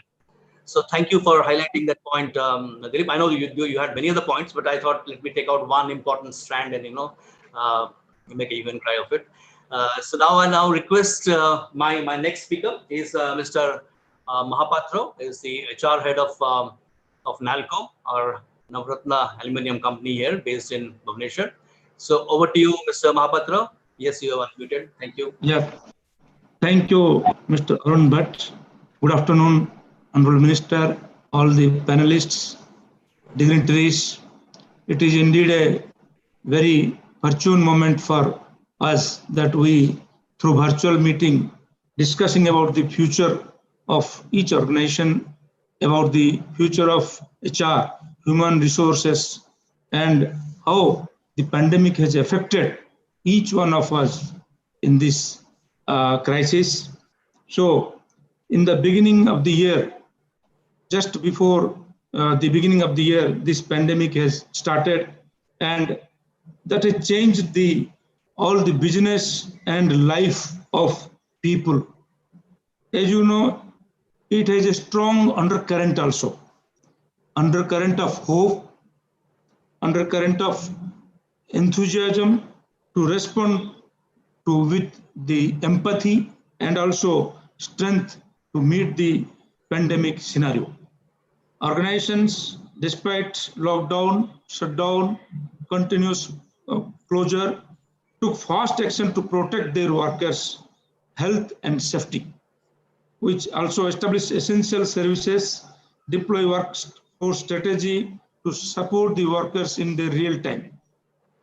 HR has been empowered more with this after facing the crisis and has got organizational advantage to impart these much needed structural pillars to the entity. HR as a function has tremendous responsibility as well, and also capacity to work as not only as an organizational compass, but also resilience builder. As you know, we have to face the world order with renewed strength and vigor. We in HR, as leaders in particular, have been the center of the organization rapid response to this crisis and have been playing a central role in keeping with the workforce engaged, produce and productive workforce, and also resilient them. We see many phases in our workforce life, like you see the way respond, recover, and reshaping. These are the ways in which we have to function. Respond means dealing with the present situation, present scenario, which is unforeseen, which was not known for last 100 years. Recover, how to learn to recover from the present crisis of business to pre-pandemic scenario. And also reshaping and how new normal can be established to and realign the business so that we can anti-fragile action can be taken. Survival, we can be more stronger after this pandemic, because generally organizations think of efficiency, cost consciousness, and optimization. But this pandemic is certainly going to teach us as to how we can be more anti-fragile, and we can become more bigger, we can become more stronger after this the pandemic is over. So build the redundancy in people, organization, anti-fragility, building resilience, and role of a healer. These are the major roles which HR is playing and HR has to play. The government of India also has taken much more economic policies as well as education, new education policy, which is also focusing on building a stronger India in the coming 10 years or 15 years. So India will be the growing economy, the most growing economy after Japan. So within say 5 to 7 years. So challenge is there, but we can face the challenge. We can come out of the challenge. We can come with flying colors. As far as the recovery of business is concerned, we can think of reflect, recommit, realign, rethink, and reboot. These are the HR jugglings that we can think of and really utilize in our fields, in our work fields, to bring a resilience to our workforce, to our people, to the economy of the country. In micromanagement of reshaping the business trajectory, HR has been playing a critical role and will play also much more critical role in particularly these 6 areas. 1, employee well-being. Number 2, employee engagement. Number 3, recruiting the talent and investment in the best technology. Number 4, compensation and benefits, and redesign the compensation and other benefits in accordance with the new normal work life and work from home, social distancing, remote working, etc. Number 5, career advancement. And this is, HR has been conducting regular pulse check of their critical workforce to ensure that their engagement levels are high and they are making organizational decisions in right spirit. And also, last but not the least, the learning and development. We have to unlearn the things to relearn about the situation, about the economy, about the workforce, so that we can relearn the things. The pandemic has highlights the importance and relevance of digital learning. All the speakers have highlighted about the importance of digital learning, and it is going to play a very pivotal role in our economy, in our society. So HR should leverage this for reskilling and upskilling of the workforce at minimal cost with the industry experts, and through virtual coaching, webinar like this, and this coupled with decentralized and localized training modules. This will certainly help us to strengthen the workforce and strengthen the economy. So HR has a major role as an aggregator, as a negotiator, as an elasticity builder for the organizations that would last longer and grow bigger with the new unknown crisis that may come in future also. Like this pandemic, another crisis may come in the future. So HR is the bridge between the development and the people's improvement, people's livelihood, life, and also the growing economy. So HR as a guide, as a mentor, has been playing and will certainly play its role and bigger role to business sense as compared to other technical or any other financial field like that. So chief HR officers are the major backbone of the industry, of the economy to grow, and they have to play a major role as usual, and certainly they are playing and will boost the economy to a greater extent. This pandemic is not a crisis, so to say, it is a phenomenon. So this phenomena has to be dealt with strong hands and with continuity, as our other speakers told, honorable minister also told, with empathy we have to deal with the workforce, with the people, and certainly this will pay back to the organization, to the economy, and to the country. Thank you very much for giving me this opportunity. Thank you, Mr. Rath.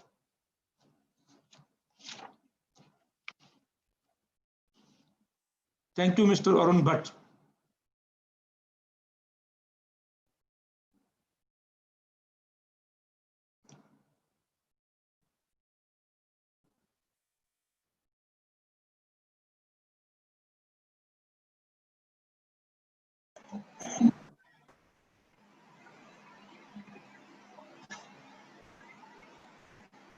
Mr. Bhatt.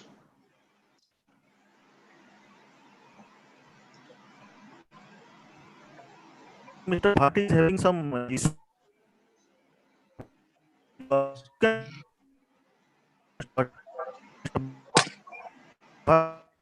He's not audible. Mr. Arun Bhatt, you back?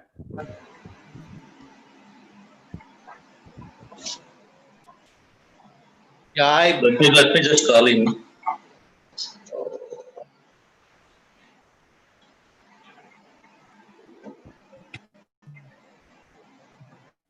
I think, Mr. Pradeep, you can announce the next speaker.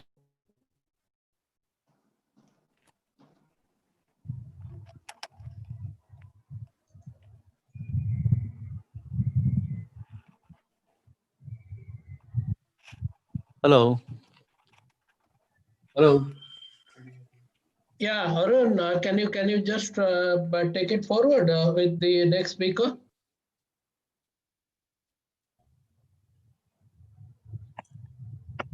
Hello, am I audible? There's a Yes. I lost my line out here. I'm just trying to join back with the mobile phone now. Yeah, now audible. I think I'm unable to. Hello. Yes. Hello. The next speaker is Dr. Santanu Rath.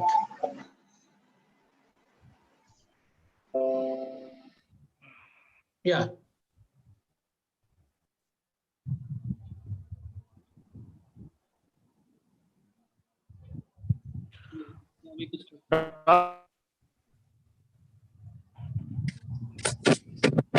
Should I wait for Arun or?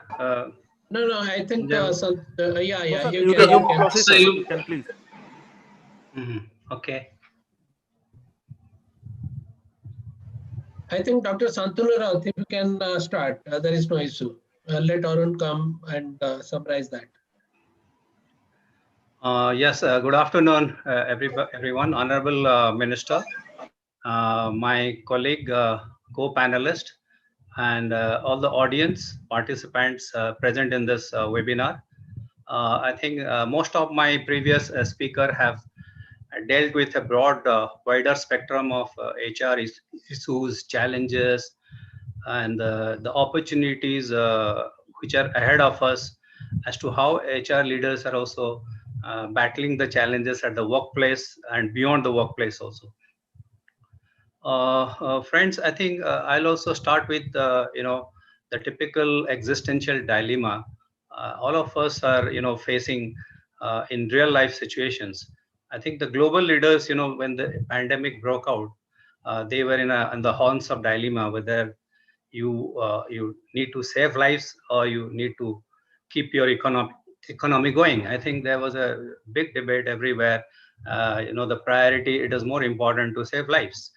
Similarly, from a CEO perspective, when the business is hit, the pandemic, badly affects your business due to forced lockdown and shutdown, and also to save lives.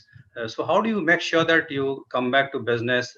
How do you run your business in a usual fashion, which is not it is not possible in such a challenging situation like this? And from a CSR perspective, the CSR leader will think whether this is a good time for me to, do something good about, saving lives or the education. For example, from a CSR perspective, whether this is education is top priority or the health is, should be given the top priority. On one hand, you see that the health systems have been totally stressed. At the same time, the education has been very badly disrupted. So most of the people who do not have access to internet or digital platform or online learning. So what do you do about them? So that is another perspective.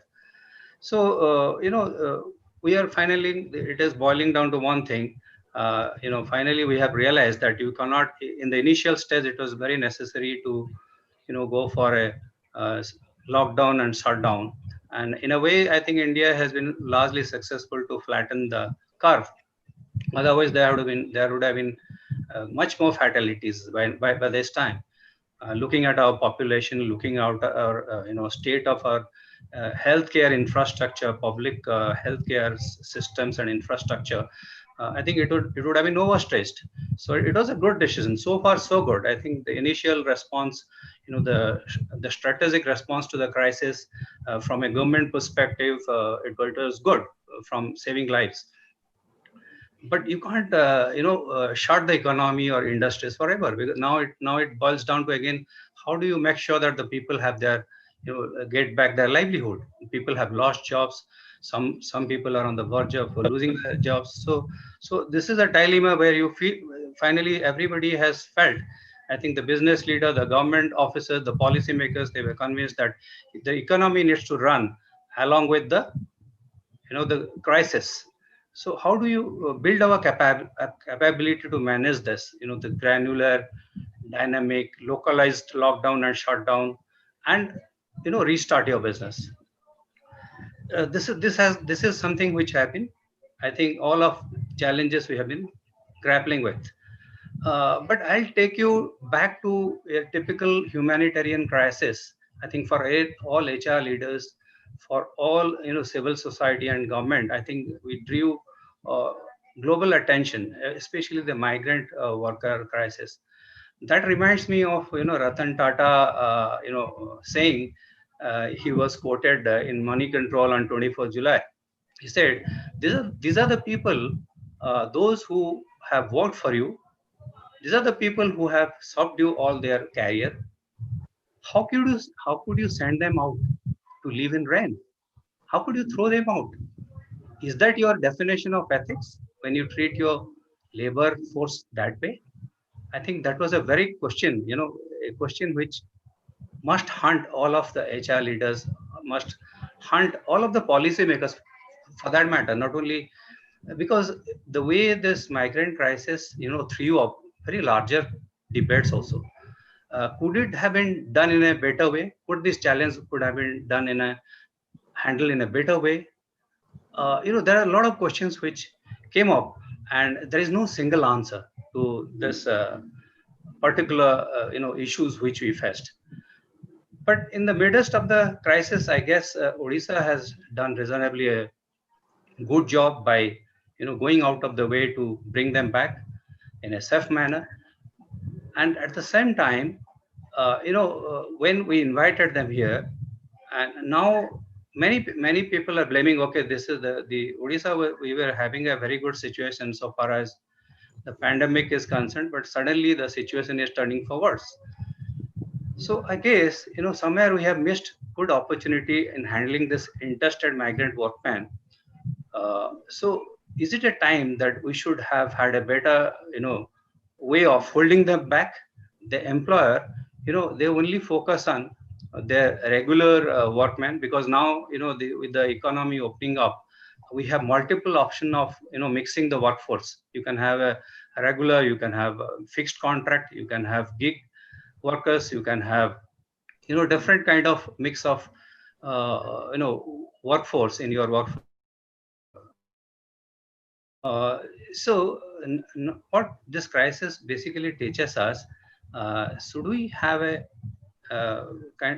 build a database of these people, and should we relook at our this social security law also, because this is a good time that the government is contemplating to they implement 4 codes, that is wages code, industrial relation code, social security, and health and safety, occupational health safety. Is it a time that we should relook at this code, learning from the pandemic, the way we handle the migrant workers issue? Is it a time that we should have a very good, very well integrated database, nationwide and state database, where you can quickly identify these people and reach out to them, and also extend the kind of support, lifeline or whatever support immediately, so that this kind of chaos or confusion will not be repeated again. So that is one aspect I thought I must share with you, because this migrant workers debate, it was deliberated everywhere, not only in India but in international ILO forum also.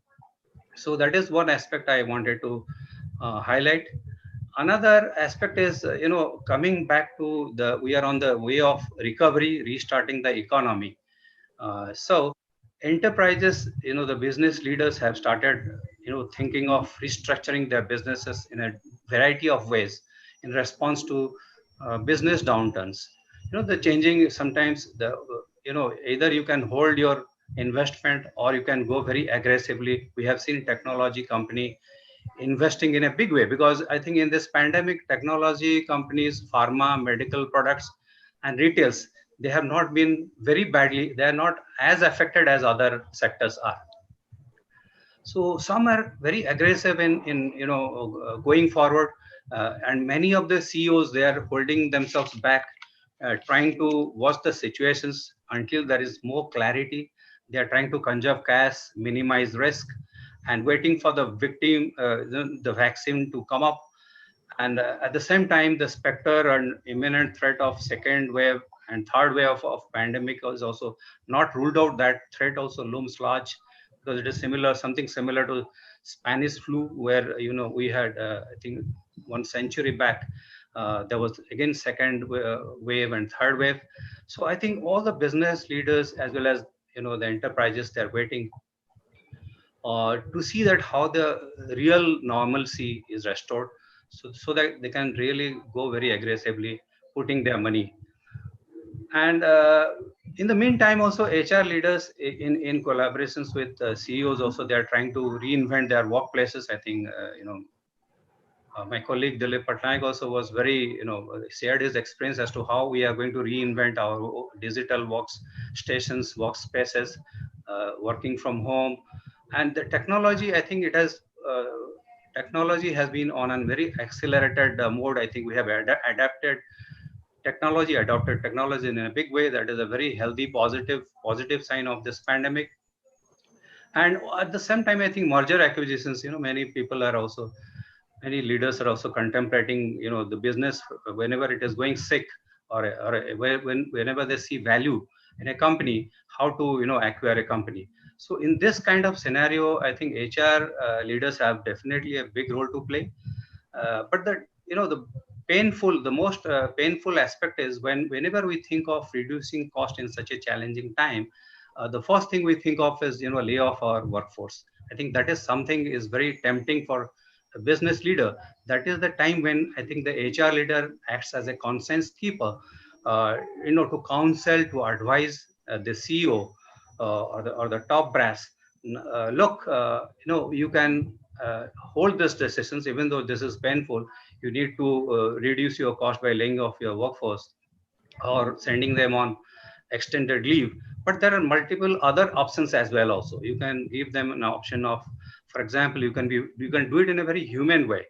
You can extend health insurance for an employees, for their families as well, for a certain amount of time, so they have a sense of security. And also you can give them stock options also. It can be deferred salary. You can ask them to voluntarily take a pay cut. I think there are options available. I think these are the options where HR can sensitize his CEOs or his top brass about these options. Here now, coming back to the challenges of everybody is talking about innovations. How do we make sure that such mistake or such crisis, if comes again, how we can stay ahead of the crisis? For that to happen, I guess the HR also has to think in a different way, that in coordination with CEOs or MD. maybe you have a, when we fight a crisis, in military terms, they call it, strategic crisis response team. They form a quick response team to get into operations and to gather intelligence. As time goes along, I think they put a plan ahead team. They prepare a team who can see different scenarios. What are the scenarios possible in a shorter time frame, in a medium time frame, in a longer time frame? Let us see that if a plan ahead team is formed, they can think, okay, this is the response. I think we should wait for the vaccine to come, or we should wait for the total normalcy to come, maybe another 6 months. But beyond 6 months, this is going to be our HR strategy. This is going to be our business plan. This is how we are going to integrate our HR strategy, our learning strategy along with the business plan. So that is where, again, the HR has a bigger role to play in terms of, mitigating the business risk as well as the people risk. And finally, I think all of us, for all HR people as well as the CEOs, this is a tough leadership test, toughest leadership test we have ever come across, because this is a once in a century event. I think we had never any prior experience or exposure in handling such a pandemic of this magnitude, where we see that you see millions of human lives being lost and livelihoods also being lost. So the $1 million question is, how do you again restart and how do you restart in such a uncertain environment, business environment?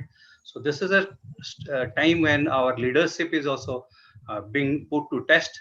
So emerging from this crisis, stronger, more compassionate, more empathetic, more forward-looking. I think the hope. I think Bimal talked about the hope also. I think we should thrive from surviving. We should go to thriving in this kind of scenario, and so we can be more forward-looking. We can be more hopeful to rebuild our business, and we can demonstrate emotional resilience. I think resilience is one key managerial attribute all of us HR leader must demonstrate, not only at the workplace and also beyond. So all of us, I think, while handling this extraordinary crisis, must demonstrate this kind of competencies. So I hope this is that in such a difficult time, we can again restart our business operations. The enterprises can be sustainable, and we can look forward to situations where we can create jobs. But at such a time also, I think people are debating, when jobs are so few and there are many unemployed engineers and graduates, they do not see hope of economy reviving again within another next couple of years. Maybe this is a good time when we can think of encouraging entrepreneurs, young entrepreneurs or startups. I think government has a lot of enabling systems, policy framework. Maybe we lack that awareness. The younger generations or the millennials lack that awareness as to how to launch a startup, how to make sure that the startup becomes successful in a 1 year time frame, in a 2 years time frame. So this is a time, I think, all of us also we must give also alternatives. I think when people are losing jobs, the HR leaders also must learn certain amount of psychological counseling in giving some options that where you can go from here. So that is what I wanted to share. I thank you very much. Over to Arun. Thank you very much for this enlightening talk. I think there are already a few comments coming up for you. There's Mr. Ashok Sahu who says very relevant point about the migrant workers. And you were talking about all these issues of a social security code. You're talking of a national database we don't have right now. In fact, I was thinking of Bill Gates. Bill Gates was the first person, not now, but 4 years earlier, he was warning all of us that the next disaster is not going to be the Third World War. It's going to be a virus attack. Nobody listened. Yes. Last week, 10 days back, again, Bill Gates was asked, about, we have this migrant issues. New York had its own issues. Spain and, everybody had its own issues. So again, he came out with a very, very prophetic statement. He said, and I loosely quote Bill Gates, he says that this pandemic's biggest job was to teach us how to react to the next pandemic. In other words, Bill Gates is confident that the next pandemic will come. Maybe 20 years, maybe 10 years, maybe 15 years, maybe never, hopefully.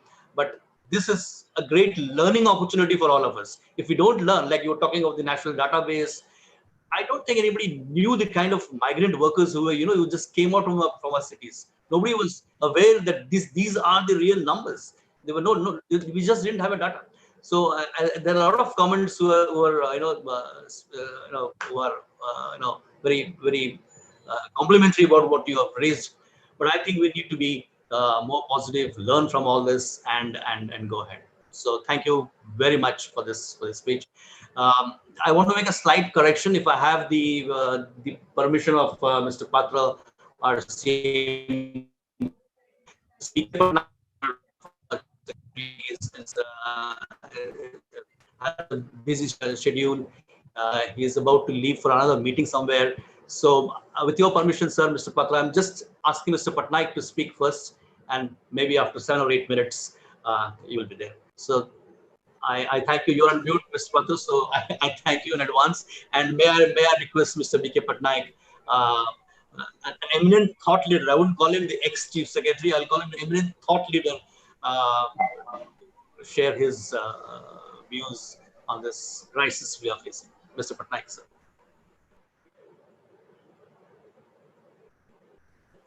Mr. B.K. Patnaik, sir. Can you hear me, Arun? Yeah, I can. Now it's come through, yeah. Can you see me? Yeah, it's fine. Okay. So thank you so much, Arun. Thank you for giving me this chance ahead of Mr. Patra and others. I beg apologies from all of them because I have some other engagement for which I have to leave. I don't know if the Honorable Minister is still there, but let me start my address by addressing him. Honorable Minister, sir, thank you so much for your very thought-provoking speech, which went beyond the narrow definition of HR. See, I'm not an HR professional. I spent all my life in government. So may I take the liberty of addressing this issue as a non-HR person from the ring side, if you may allow me to say so. I have been listening to all the distinguished speakers, and they have made such excellent points about what the HR personnel have to do in a pandemic situation like this, which is one of its kind in the last 1 century. But I have been thinking to myself, is this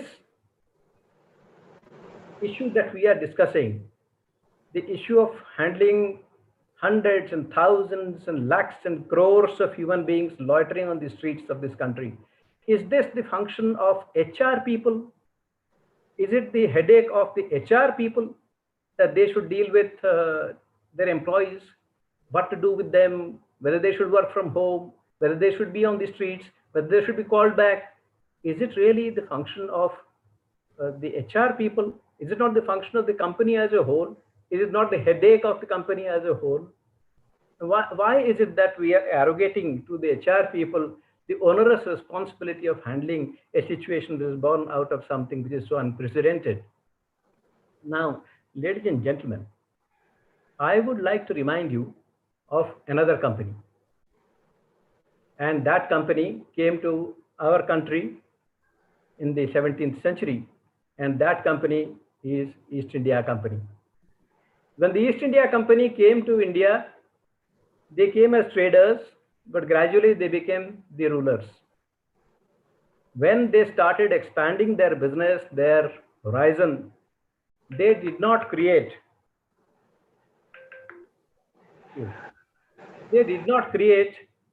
HR people, marketing people, production people, technical people, etc., etc.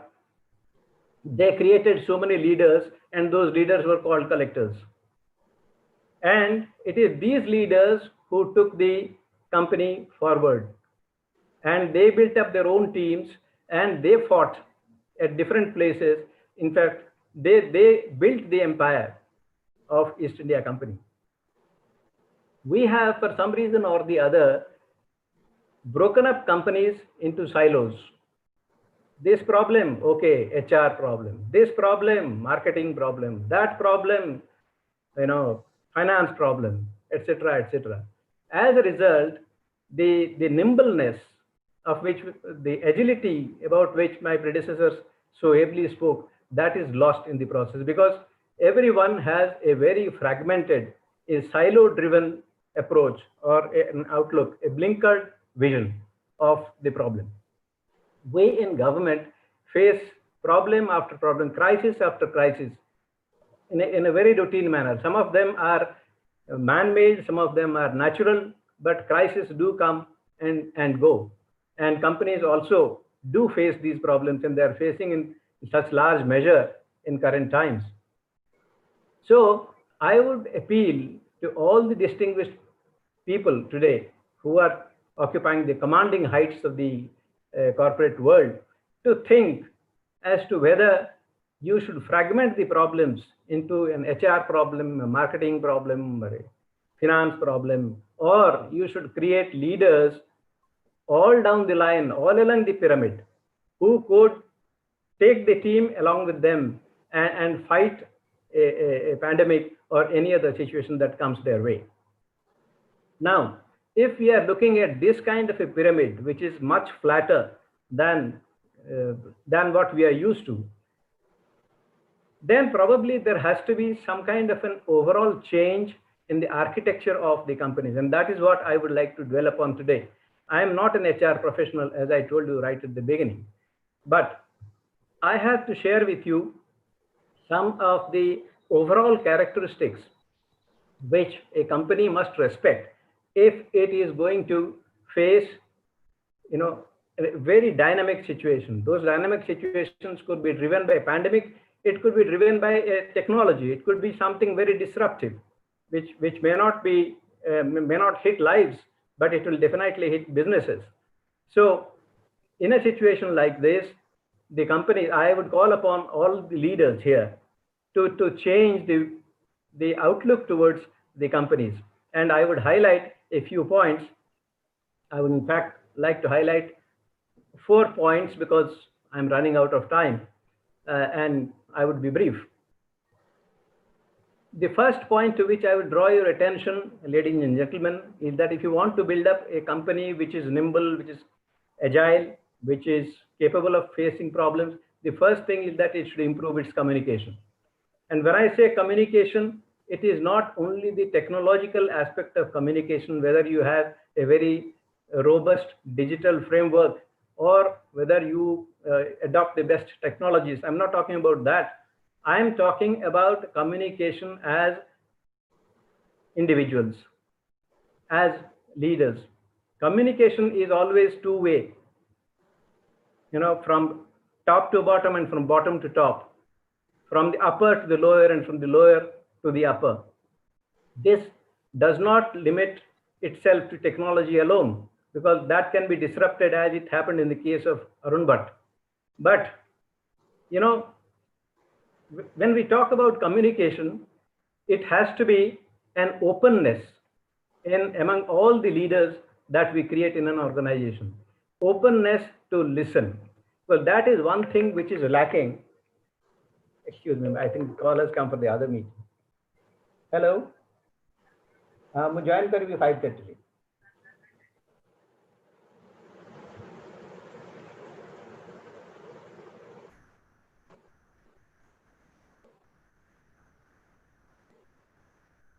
So you're on mute.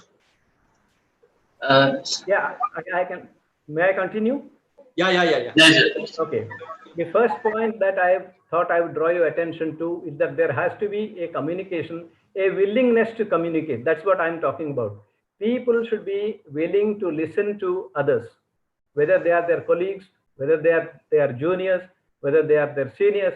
There has to be an overall ecosystem where people listen. And that is what I mean by communication. People should communicate with each other and share their thoughts and share their ideas. It is not as if some direction has to be handed over from the top to the bottom and that has to be carried out. No. When you are looking at crisis, as many of my predecessors have also spoken, the best of ideas actually come from the junior most of the people, and there should be that willingness to listen, and that should be the character of an organization. The second point I would like to draw your attention to is that there has to be respect for an employee. Today, this is my observation from outside companies and organizations. In most of the companies, employees are being looked upon as objects. They have certain KRAs, they have to fulfill, achieve those. They are given certain targets, targets have to be achieved, and that is all that is there to an employee. Now, if you are really looking at a company which can build up leadership, can build up teams, then the employees should not be treated as human resource. Pardon me, gentlemen. You are all HR professionals, human resource professionals. I would say that human resource is a very limited definition of human beings. Please recognize that your employees are human beings. They are not human resources. They are not there to give profit to you. They are not here to serve your bidding. They are not here to do what the company expects them to do. They are human beings.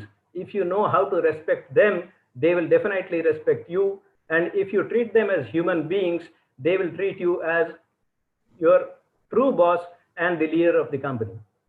This is the second point I thought I will make. And the third point, I think who made it? I think Arun made it. That, you know, when you are talking about a company which is dynamic, which can face problems, then it has to build up its own character and integrity. And what is that integrity? It is not, you know, how successful a company has been. A company which sells, you know, sanitizers today could be very successful. A company which sells some vaccine which comes out tomorrow, that may be very successful. A company which has been selling, let's say, motor cars may become very unsuccessful. Now, let us not judge companies by their success, by their, you know, performance in the BSE or any other index. A company should, like an individual, has to be judged by what he is. A company should also be judged by what it is. The company should build up its integrity and its character. The stronger the company is, the stronger its integrity is, the stronger is the company to face different kinds of crises. In order to achieve this, the company should adopt certain principles. And these principles are like this. The company should recognize the fact that character of an employee is more important than talent. I have seen many companies who have recruited top class professionals, who have recruited, I have nothing against IIT grads. I have seen companies who have recruited IIT grads, IIM grads, etc., etc. But when they come to the workplace, they treat their subordinates as just objects who are there to fulfill the different targets which have been set by them. Now, this is not the character that I am talking about. What we really need among employees is character more than talent. A person may not be talented, but if he has character, certainly he will make an excellent leader. Similarly, a company should reward sincerity more than success.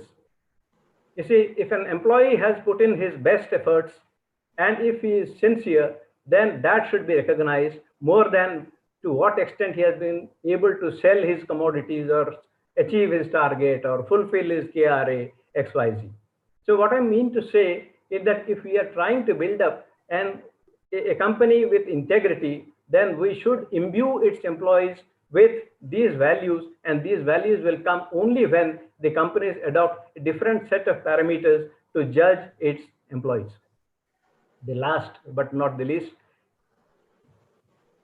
the last but not the least is that the company, as I said at the beginning, should create a number of leaders. And what do we mean by leaders? The leader is not necessarily the CEO or the CFO or CTO or whatever. They are not only the leaders. Everybody is a leader. The company should have the capacity to create a leader down the line in every field.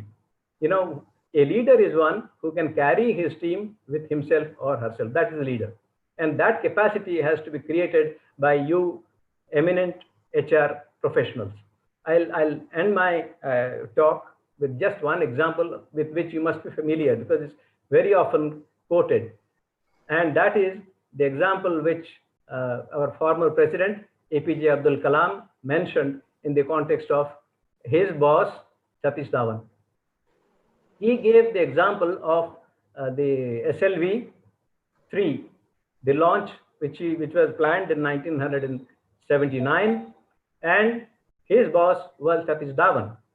When this launch actually took place in 1979, APJ Abdul Kalam was the director of the mission.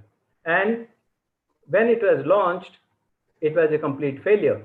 The launch vehicle, instead of going to the space, to quote his own words, it went towards Bay of Bengal. The entire media was waiting for the feedback to be given by ISRO and to explain this failure. People started questioning why such expensive space programs are being launched without success. Now, Mr. Kalam was very nervous to face the press. So he went up to Mr. Satish Dhawan and told him, sir, the mission has failed. Now I have to go and face the press. What do you have to say? He told Mr. Abdul Kalam, now you don't face the press. I am the head of ISRO. I will face the press. And he faced the press and said that, look, gentlemen, this mission has failed, but next year we will succeed. And he came back. 1980, the mission was relaunched and it became a success. And Mr. Kalam, also the director of that program, that project, he went back to Satish Dhawan and told him, sir, the mission has been a success. Please come and address the press. Mr. Dhawan said, now, Mr. Kalam, now it is your turn. It is your success. You have to go and face the press and give them the good news. So that is what a leader should be. He doesn't take the credit. And, you know, as somebody mentioned, in good times, nobody thinks about the HR professionals. In bad times, they think of the HR professionals. Now, in good times, you know, the boss would like to take all the credit. In bad times, it is subordinates who have to take the blame. Now, this is the kind of culture which every corporate should try to adopt. Then only it will become an East India company and not become the kind of companies that we see today in India today. I wish every one of us will one day become, you know, world leaders the way the East India Company did become. Thank you. Sorry to have given the example of East India Company, of which many of them are not fans. I'm not a fan myself, but I thought I'll give you a very crude example to put forth my point. Thank you so much, Arun. Thank you so much, Sanjay, for giving me this opportunity. I'll snatch just 2 more minutes from you, if it's okay. Just 2 more minutes. Yes, there are a lot of questions coming up.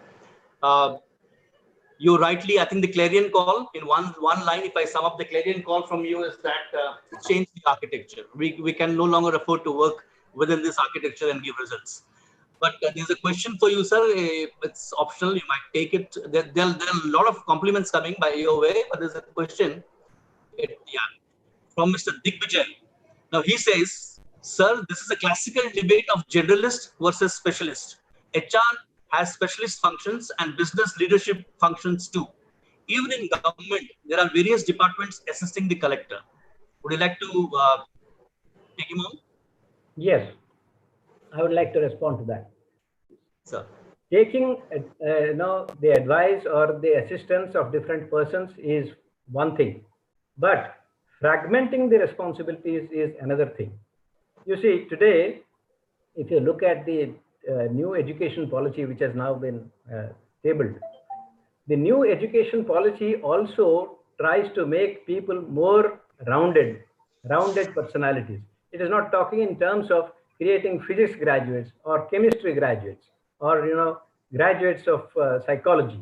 It is saying that a person, in order to be useful to the society or to the organizer or to his employer, should be, you know, should have multi skills, and he should not be called this expert or that expert. It is not a question of generalist versus specialist. Today it is a question of multifaceted personalities, a person who is capable of looking at a problem from a 360-degree point of view and not from his own narrow perspective. I hope I have answered your point.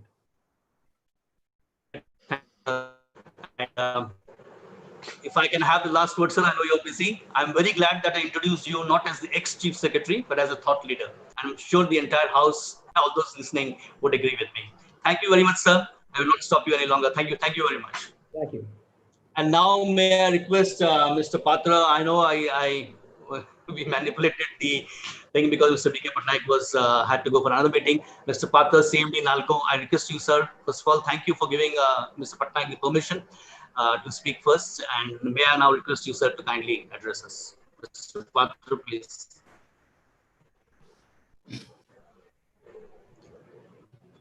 Honorable Minister, all panelists, speakers, I convey my hearty regards. I am glad that Patnaik sir was my boss when I was in OMC. He was chairman. So I was listening his speech thoroughly and learned many things. Let me tell, I am not a HR person, but I will speak certain things from my experience of my corporate journey. Now I will be discussing this today. What warranted to have this deliberation today? If you realize the brightest example, in 1909 super cyclone, there were a lot of casualties we have never experienced. But thereafter you see cyclone is visiting every 3 years, 2 years, at a regular interval as a permanent uninvited guest.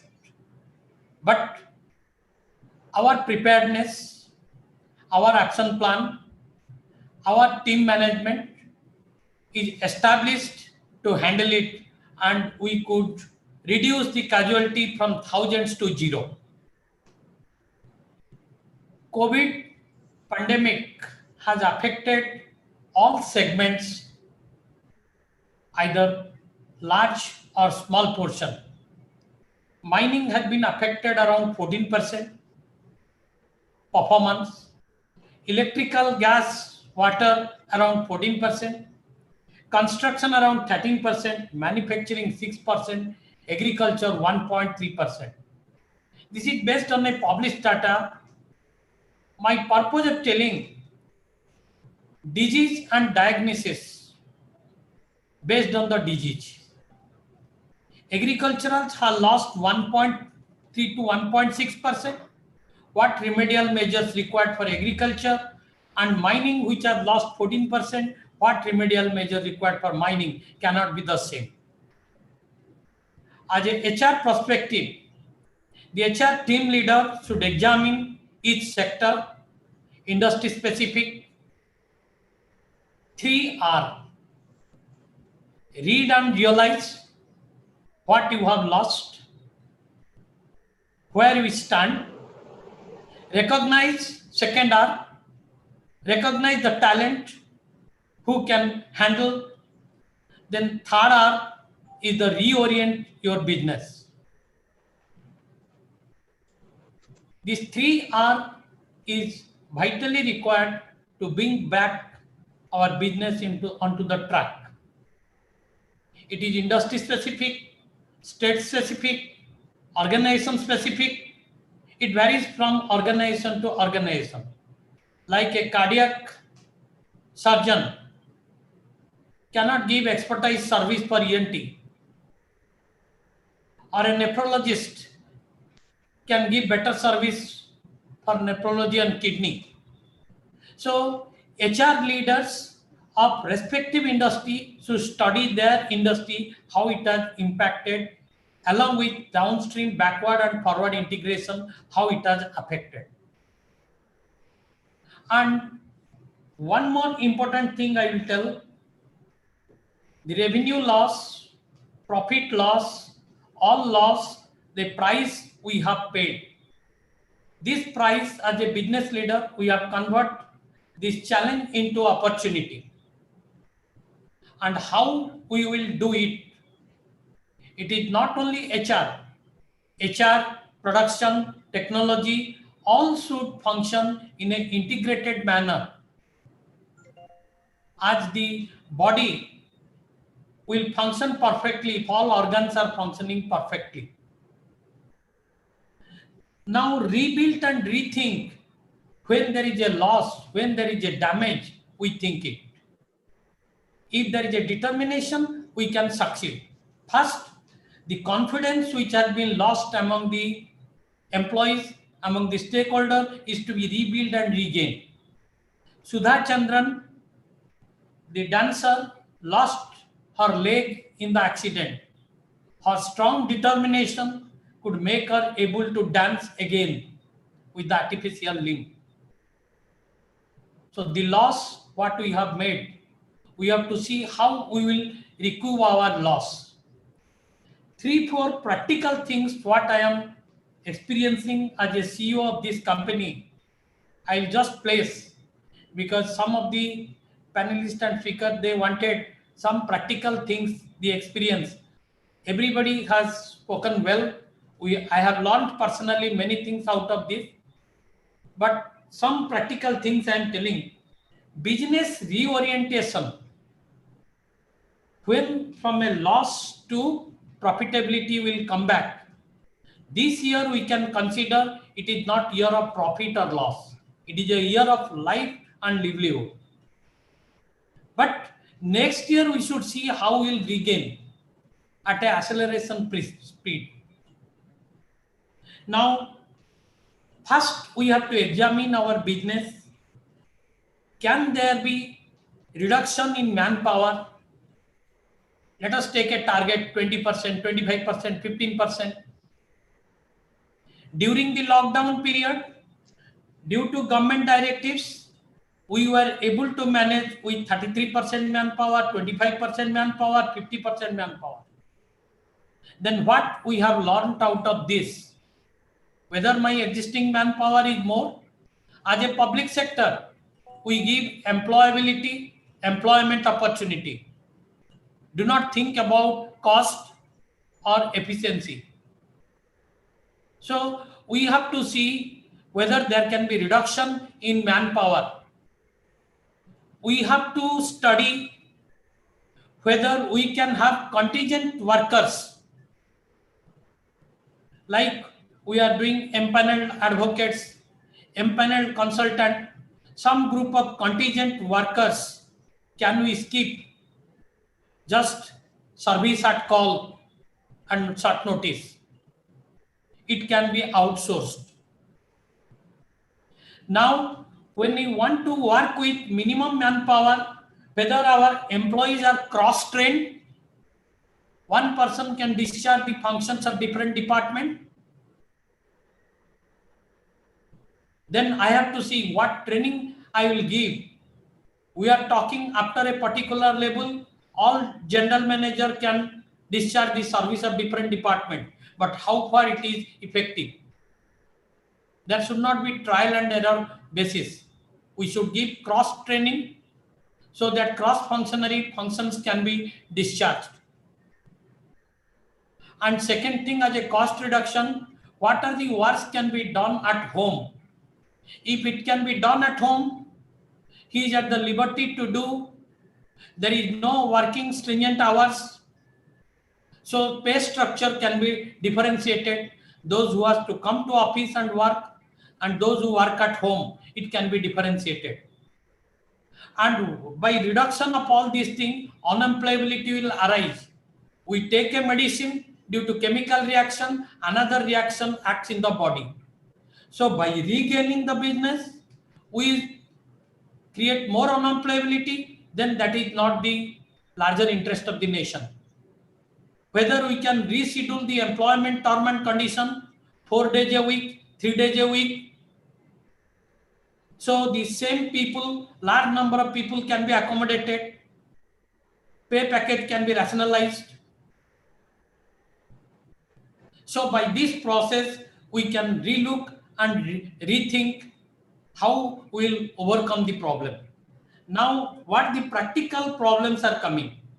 The employees are fearing.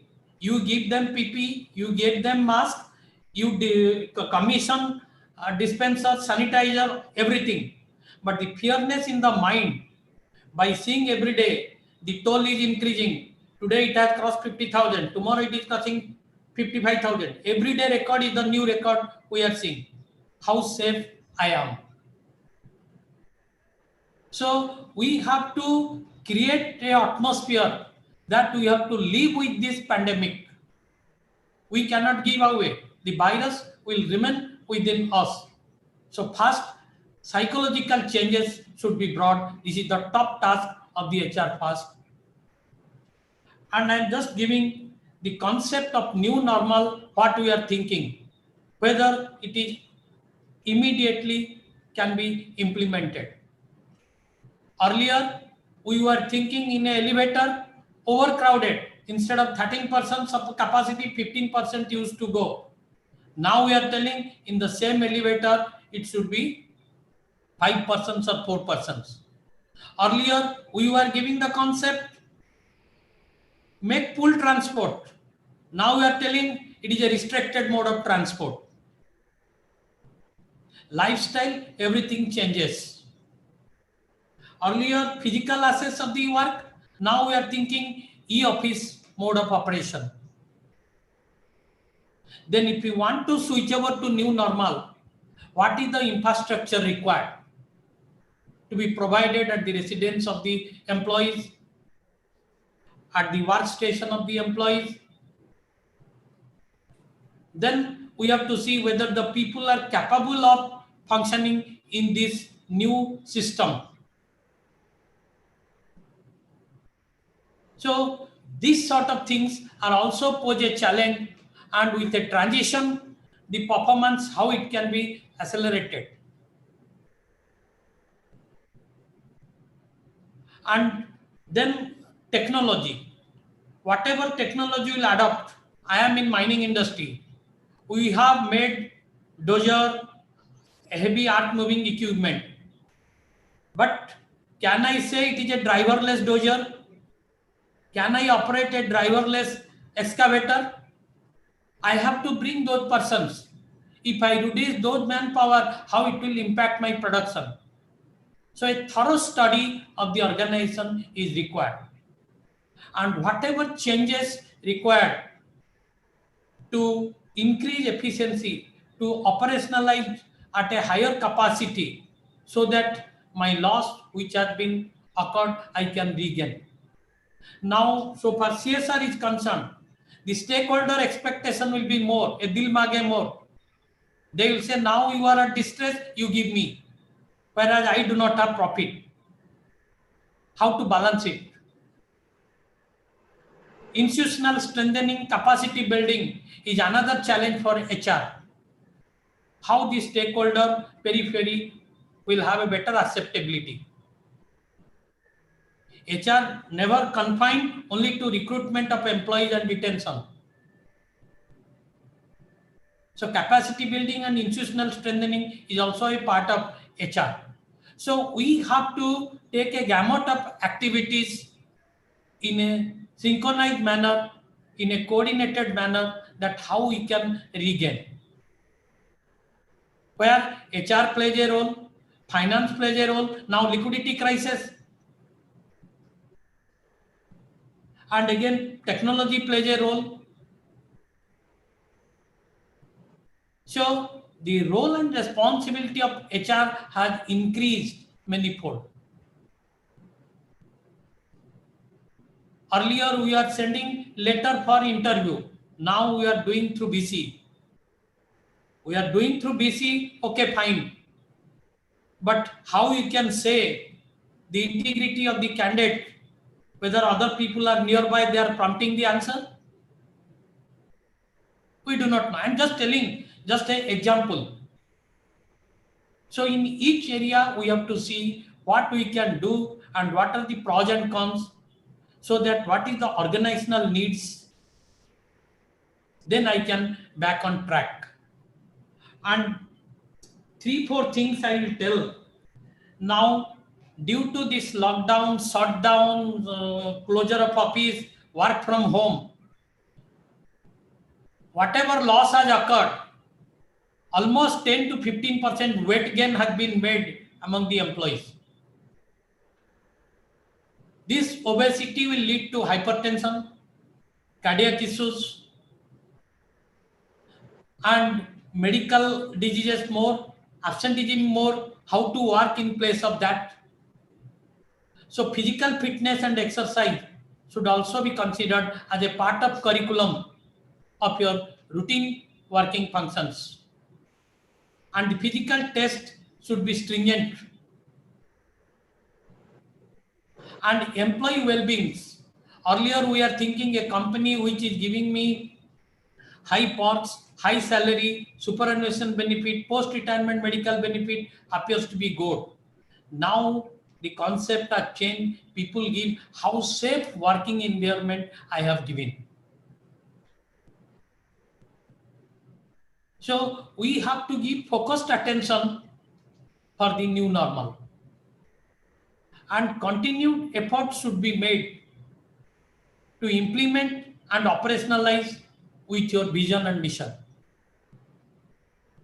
So I will just suggest that role of HR has increased manifold. It should be, efforts should be made without waiting for any signal. Let directives come, I will do study. Initiation should have been made to make thorough study, the concept of RRR, what I said, and all our activities should be customer focused. During this pandemic period, the link between customers have been lost. No sales, no interactions, no productivity.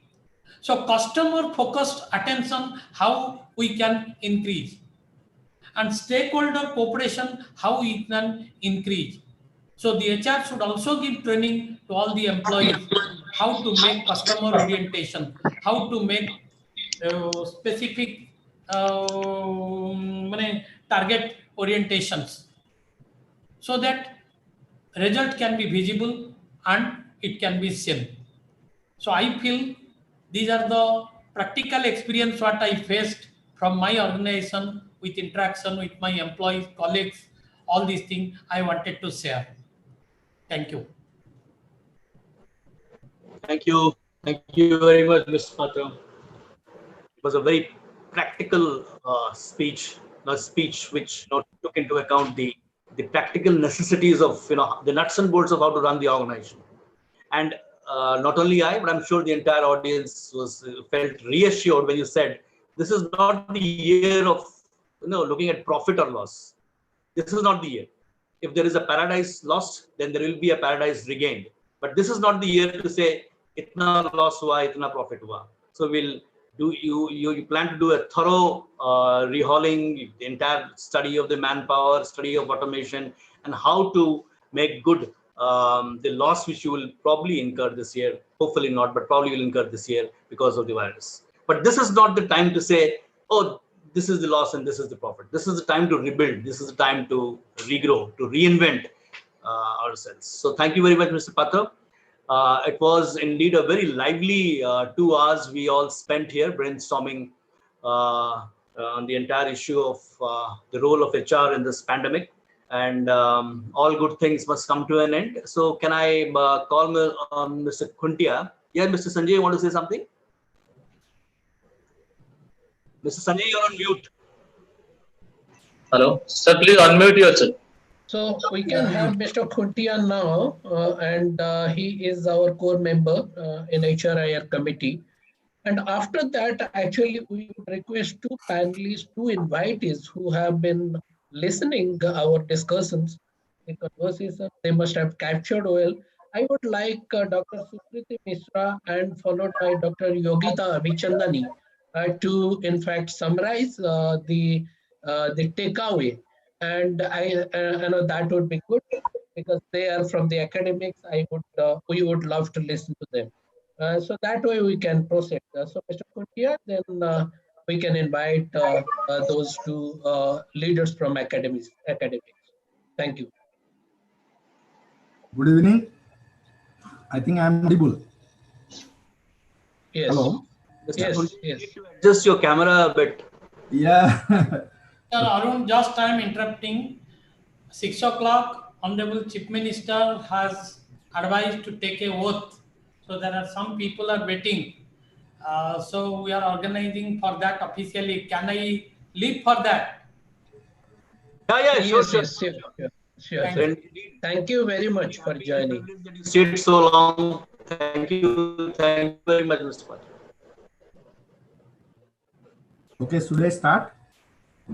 Yes, you should. I would like to be a little bit brief and short. Right now, after going your face is not seen. You'll have to rise up a bit. Go back a bit, maybe. If you're not able to adjust the camera, maybe you can go back a bit. It'll come. Yeah, it's better now. Now, I have been listening to different thought leaders in HR who have given their various perspectives from their point of view. Whatever maybe the HR fraternity think of HR or other business fraternity may think of HR. But Corona pandemic era has shown that HR is critical to business continuity and sustainability. If any organization is working in functioning, then HR has faced two major challenges during this period. How to keep business running and how to keep his employees safe with high morale. Now, this is important for us because we be a fertilizer industry, a part of essential commodity. There was a direction from central government as well as state government to continue with the production. So, if we see in this uncertain pandemic situation, capability is definitely important. But more important is ability to cope up with the uncertain situations that are being faced by different HR fraternity. One of the things that we have found very useful, as rightly described by different speakers, that communication, constant communication to people about the development taking place. And when I'm talking about communication, it is across the level, whether it is blue collar or white collar, because there is a major chance of leaving people out from this communication network. So one of the important things that we had also considered to keep people continuously communicate with them to keep them abreast of the things developing. Second thing, which I think was important, to give a confidence to the employees that organization is trying its best to make them safe. It is not only through communication, but through actions. Whatever as per the government guidelines or going beyond government guidelines to make or to feel employees that they are safe to the extent possible as far as the risk is concerned. Then second, the third, fourth thing, which is that during this period, a major challenge has come for particularly HR to ensure how enhanced medical facility or health orientation of the organization improves. I'll give you an example. Many organizations has gone for, COVID insurance. It may be a small thing, but it gives a great confidence among people that organization is carrying. One of the major challenges that organization is facing is there is a fear psychosis among the people that what will happen in case something happens inside the organization, and what organizations should do to stop the spread of virus within our campus or within our workforce. So a lot of anxiety, a lot of fear psychosis. One good thing is that whenever communication is made across the level, even to the extent of families, then we get so many feedback on how to counter the spread of COVID, which has been very useful. Besides that, there are various things which organizations have taken into account, whether it is digitization, whether it is taking different safety nets for their employees, even recalculating or restructuring the compensation structure. But as rightly said, one of the major challenges right now for HR is not only to counter this present situation, but to ensure that in case this type of things continues, then what are the steps that HR should take to ensure that business continuity is there without hampering the employee morale. So this is my small thoughts on this day. Thank you. Thank you, Mr. Khundia. Before I call upon our next speaker, Dr. Supriti, I just want to take this opportunity to thank all our sponsors: Jindal Steel and Power, Bharat Group, MGM, BGU, Birla Global Industry, and Spark Spot for helping us to put this webinar together. So a big thank you to the sponsors. And now the next speaker, please. Am I audible? Please go ahead. Yeah. Good evening, everyone, and thank you, Mr. Bhatt, for giving me this opportunity to deliver a small, my ideas about whatever the discussion happened today. Actually, as I heard various speakers who are really very experienced in their respective fields, and also they brought in a lot of important points about the HR's role, starting from how we heard about HR should not be just looked at as a human resource, but also as someone with a heart and mind, and humanity factors should be discussed whenever we are talking about HR. But at the same time, and many other speakers, they talked about many things. But I just thought to talk about, or just to highlight 2 points very briefly. I will talk about that. Whenever we are talking about any HR issues, let's not forget the women. We have seen that many of these reports, many reports that have come in the newspapers, where they talk about how challenging roles women play in this pandemic times, because they not only have to manage their workplace, but also have to manage their houses when they are working from home. So lot of challenges, and how the violence towards women have increased in recent times, and what kind of challenging atmosphere they are facing, because they not only have to work just like men, they do work from home for the office, particularly for the working women, I'm saying, and but they also have to manage their house, and work from home has certainly become more challenging than working in physical office setups. So that is why we should not and we must not forget women. And whenever we are addressing any organizational policy, we must have to keep that in mind. The second thing is that whenever we are talking about the issues related to human resource in organizations, and I think Mr. Pani and some other speakers were talking about how work from home, the setup was not there, the virtual setups were set up in organizations. Many other speakers also talked about that. We must understand that. In fact, I have probably done about 4 research papers during these pandemic times on COVID's impact on various sectors. So one was the COVID's impact on stock market, another was the COVID's impact on the agriculture sector, and another was on valuation of companies, and another was the overall impact of the COVID on industries.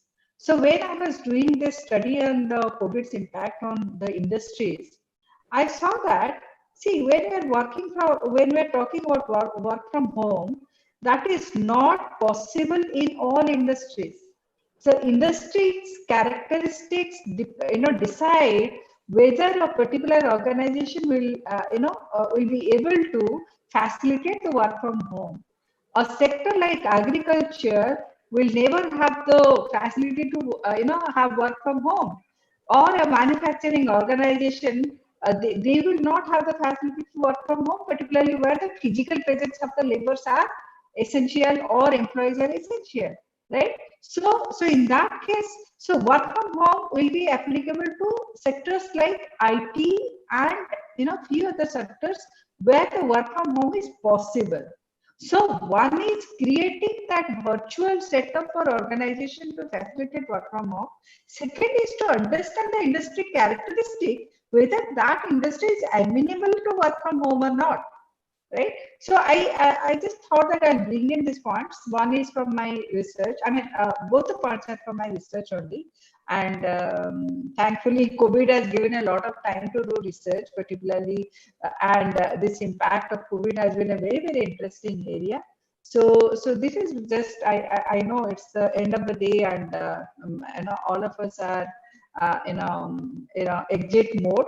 So with this much of my ideas, I would rest my talk here. Thank you very much. Thank you, Supriti ji. It was wonderful. In fact, most of us would have probably put their heads down a bit in shame when you made the point about women, because in the entire 2 hours we were only talking. You wouldn't say it's anything against women, but no, when we talk of human resource, we males make the mistake of thinking the entire world has to be constituted. I was just waiting to hear someone addressing that, but it never came up in the discussion. So I thought that I must mention that. Thank you very much. Because some of the most endearing and heart-wrenching, I would say, heart-wrenching pictures which came through during the migrant labor crisis, where pregnant women exactly. Much more, and women carrying the children and also being pregnant at the same time. Even these visuals came through. So obviously, if we probably in our excitement to talk big things, we've forgotten a bit. So thank you very much for reminding us. Thank you, ICC, for inviting me and for having me here. I at least had the opportunity to listen to so many great speakers. So thank you very much. And I'd like to, Anil, I'll take 1 minute. I'd like to supplement Supriti Mishra. During this pandemic also we have seen many of the domestic, workers, I think domestic help and all, who constitute, majority of obviously the workmen. They're in informal sectors, for almost 81% of the workforce. They have been left out. From whatever government, has announced relief measures or in some way or other to alleviate their pain and suffering, they have been left out from the entire ecosystems. I think that is another food for thought. I would like to supplement also Supriti on this. Thank you. Can we have the last but not the least speaker, which I believe I don't have the name because this is a new edition. Sanjay, can you help me out? Who's the next speaker? She's Dr. Yogita Abhichandran. Dr. Yogita Abhichandran. Good evening, panelists. Am I audible? Good evening. Yeah, loud and clear. Okay. I think I'm very grateful to ICC for conducting this conference, a digital conference which talks about everything that has happened in the last couple of months with regards to the COVID response. Now, interestingly, a panelist had already mentioned that they saw the pandemic coming 4 years ago. Microsoft, Bill Gates saw the pandemic coming 4 years ago. But interestingly, India was never prepared for it, or for that matter, the world was never prepared for it. And what has emerged out of this is that crisis management is going to be the next frontier of how human resource professionals are going to go ahead and manage crises, because this is not the first crisis we are going to see. As soon as the COVID response is taken care of, then we are going to have the recession, and then as soon as that is taken care of, we have this continuous climate change crisis which is going on. And within this, we are seeing industries respond to has become the crisis mode of leadership. And within that, then we are seeing how genders are. I'm very grateful to Dr. Mishra for bringing up the gender issue. And like I have been utilizing this time for my research, and two characteristics which have come out of my research, which very clearly indicate of what's going to be the future of human resource development. We have talked about HR being a business partner. We have talked about HR, leading the country through the education policy, through the migrant policy, whatever it is. We are going to constantly, keep on responding to crisis.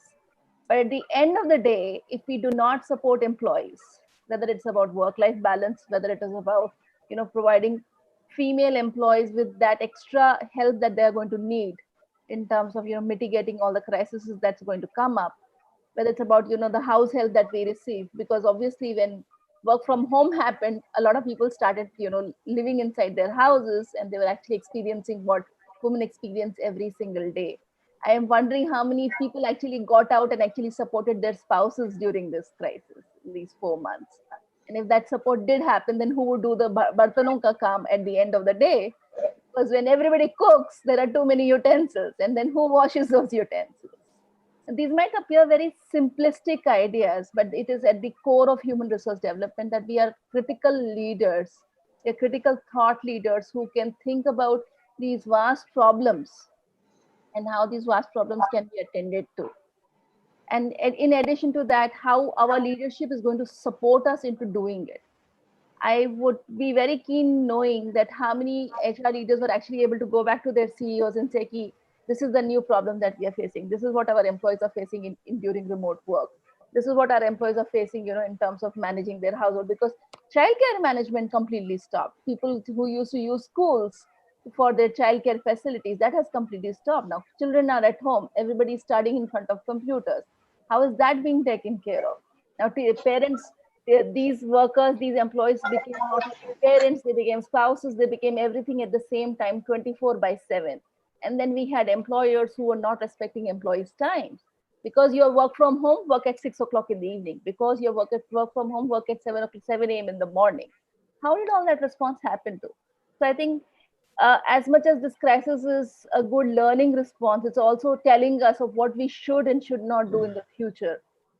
And the biggest challenge that the future has for all of us as HR professionals is to make sure that the next crisis is not a repeat of the current crisis, that at least our next response has to be far more better than what we have done with and dealt with currently. Thank you so much, Mr. Arun Bhatt, for this opportunity to speak. I will pass it on to you now. Thank you. Thank you very much, Dr. Yogita. I mean, personally, I'm a bit ashamed of not even thinking of having such eminent speakers, the two ladies who, but the end must have the right climax, and that's what happened inadvertently. So my apologies to you, but I would just like to add one point to this, Dr. Yogita. So, you see, whenever we talk of gender sensitivity, we just think it to be a male and female issue. America, for example, teaches that no, there is a third gender. There is something called Black Lives Matter. And there are a host of other issues when we talk about this gender, race discrimination, the third sex, as if it doesn't even exist for us. They may not be in the workplace probably at all, the third sex. So these are really big issues which will determine how we will face the next pandemic. It will come. And it was not me who said it. It was Bill Gates who said it, that the next pandemic will come. It's only the lessons learned from this pandemic which will help us to successfully fight the next pandemic. It will come. Maybe it will come in 15, 20, 25, 30 years, but it will come. The virus that is going to come. So thank you very much. And my apologies to both the ladies once again. It was wonderful having you. I mean, it was the right climax to this entire discourse here.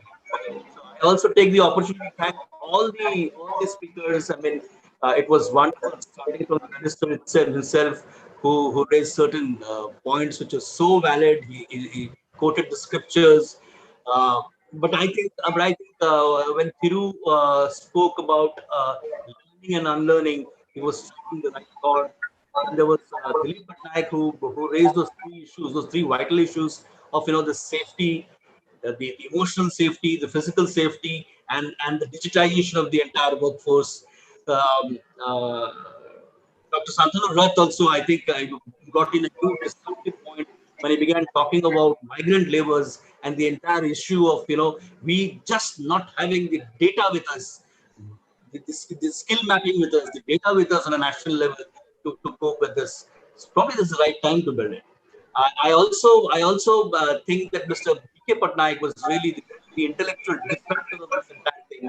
He said that, this is, if we have a similar pyramidal structure, and if we continue to work in the silos, probably we will not be able to face the next crisis also. So I think Mr. B.K. Patnaik made a very important point. Last but not the least, I think the CMD NALCO, Mr. Patra, even he was bang on when he said this year should not be a year when we look at the balance sheet and say, oh, itna loss hua, oh, itna profit hua. This year should be used as the year of learning. So hopefully, I think ICC would also like to collate all these learnings and probably recirculate it so just to remind us of all the good things we've spoken here. It needs to be documented properly. We'll do. So if anyone else wants to have the last word, Sanjay. May I request our co-chairman to have the last summarizing and. No, I just would like to thank you, Jyoti, thank you, everyone. I would like to just convey our thanks and sincere gratitude to everyone, all the panelists, all the participants for lovely questions, and of course, it was very, very nice. And thank you, Sanjay. Thank you, Dr. Shantanu, and thank you, Mr. Arun Bhatt. Bye-bye. Thank you, sir. Thank you. I just wanted to add that many of our students were attending, so because some of them actually texted me. So for them, it was a great learning, session. So my Bhubaneswar students, most of them, I think first year students, they were attending. Yes, ma'am. So that was a good experience. It was our pleasure. It shows the number of people listening to this conversation. At once, it was about 270 odd. Right now, it's I had circulated that in the official mail to the students. So that is where they had all come and participated. Now it's down to 82, understandable, but at one stage. Yeah, some of them asked me whether they should leave. So I said, okay, you can leave now. So kindly circulate the key learnings to panel members also. We would like to. Yes, we'll do that. And actually, let me also thank Pradeep. Pradeep is actually one of the most critical organizer into this entire program, because he has worked relentlessly. Thank you, sir. And we have been have a very enchanting time bringing this stalwarts together.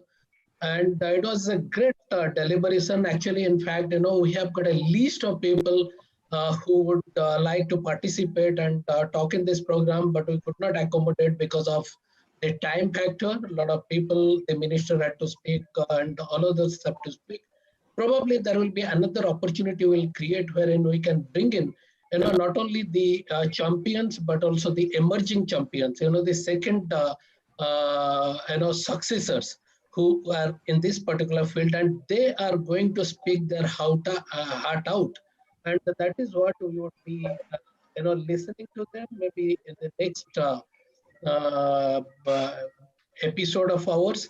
And I think it's a brilliant deliberation. And I thank everybody and thank, Pradeep, you are actually, the key movers in this particular program, and keep working. And I also thank all the, champions, the leaders who have participated on our request, and we would like to connect with them, all the summaries and whatever is the takeaway. And finally, Pradeep, I would request to summarize that and keep circulating and send us the photographs, the snaps which you have taken. And it's a brilliant day. So let's enjoy. There is also a question coming up in the chat, a query basically coming up in the chat from Ashok Sahu. He says, can you please share the video recording of the session, as I have missed some speakers? I don't know if it's already in the live streaming in the YouTube. So YouTube, the whole session is live. The whole session you can access there in the YouTube, even in the Facebook. It's Maybe totally Ashok the session is live there. Can we answer Ashok Sahu on this line, or is there a possibility? I don't know. We can share with Mr. Sahu the link, so he can access the whole session there. Fine. And let us not forget to thank Anil Bhatt also for excellent facilitating the conversation, bringing out the best in all the panels. Arun deserves a double thumbs up. Arun is a Nalco man all the time anchor. I in fact saw my brother's comment also here. Okay then. Okay. Yeah. Okay. Bye. Okay, Bye. bye. All the best.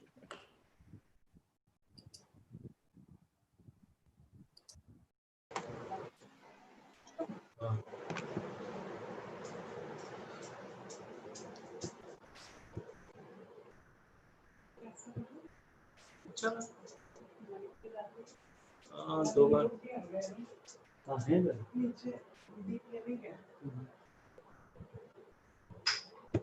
leave meeting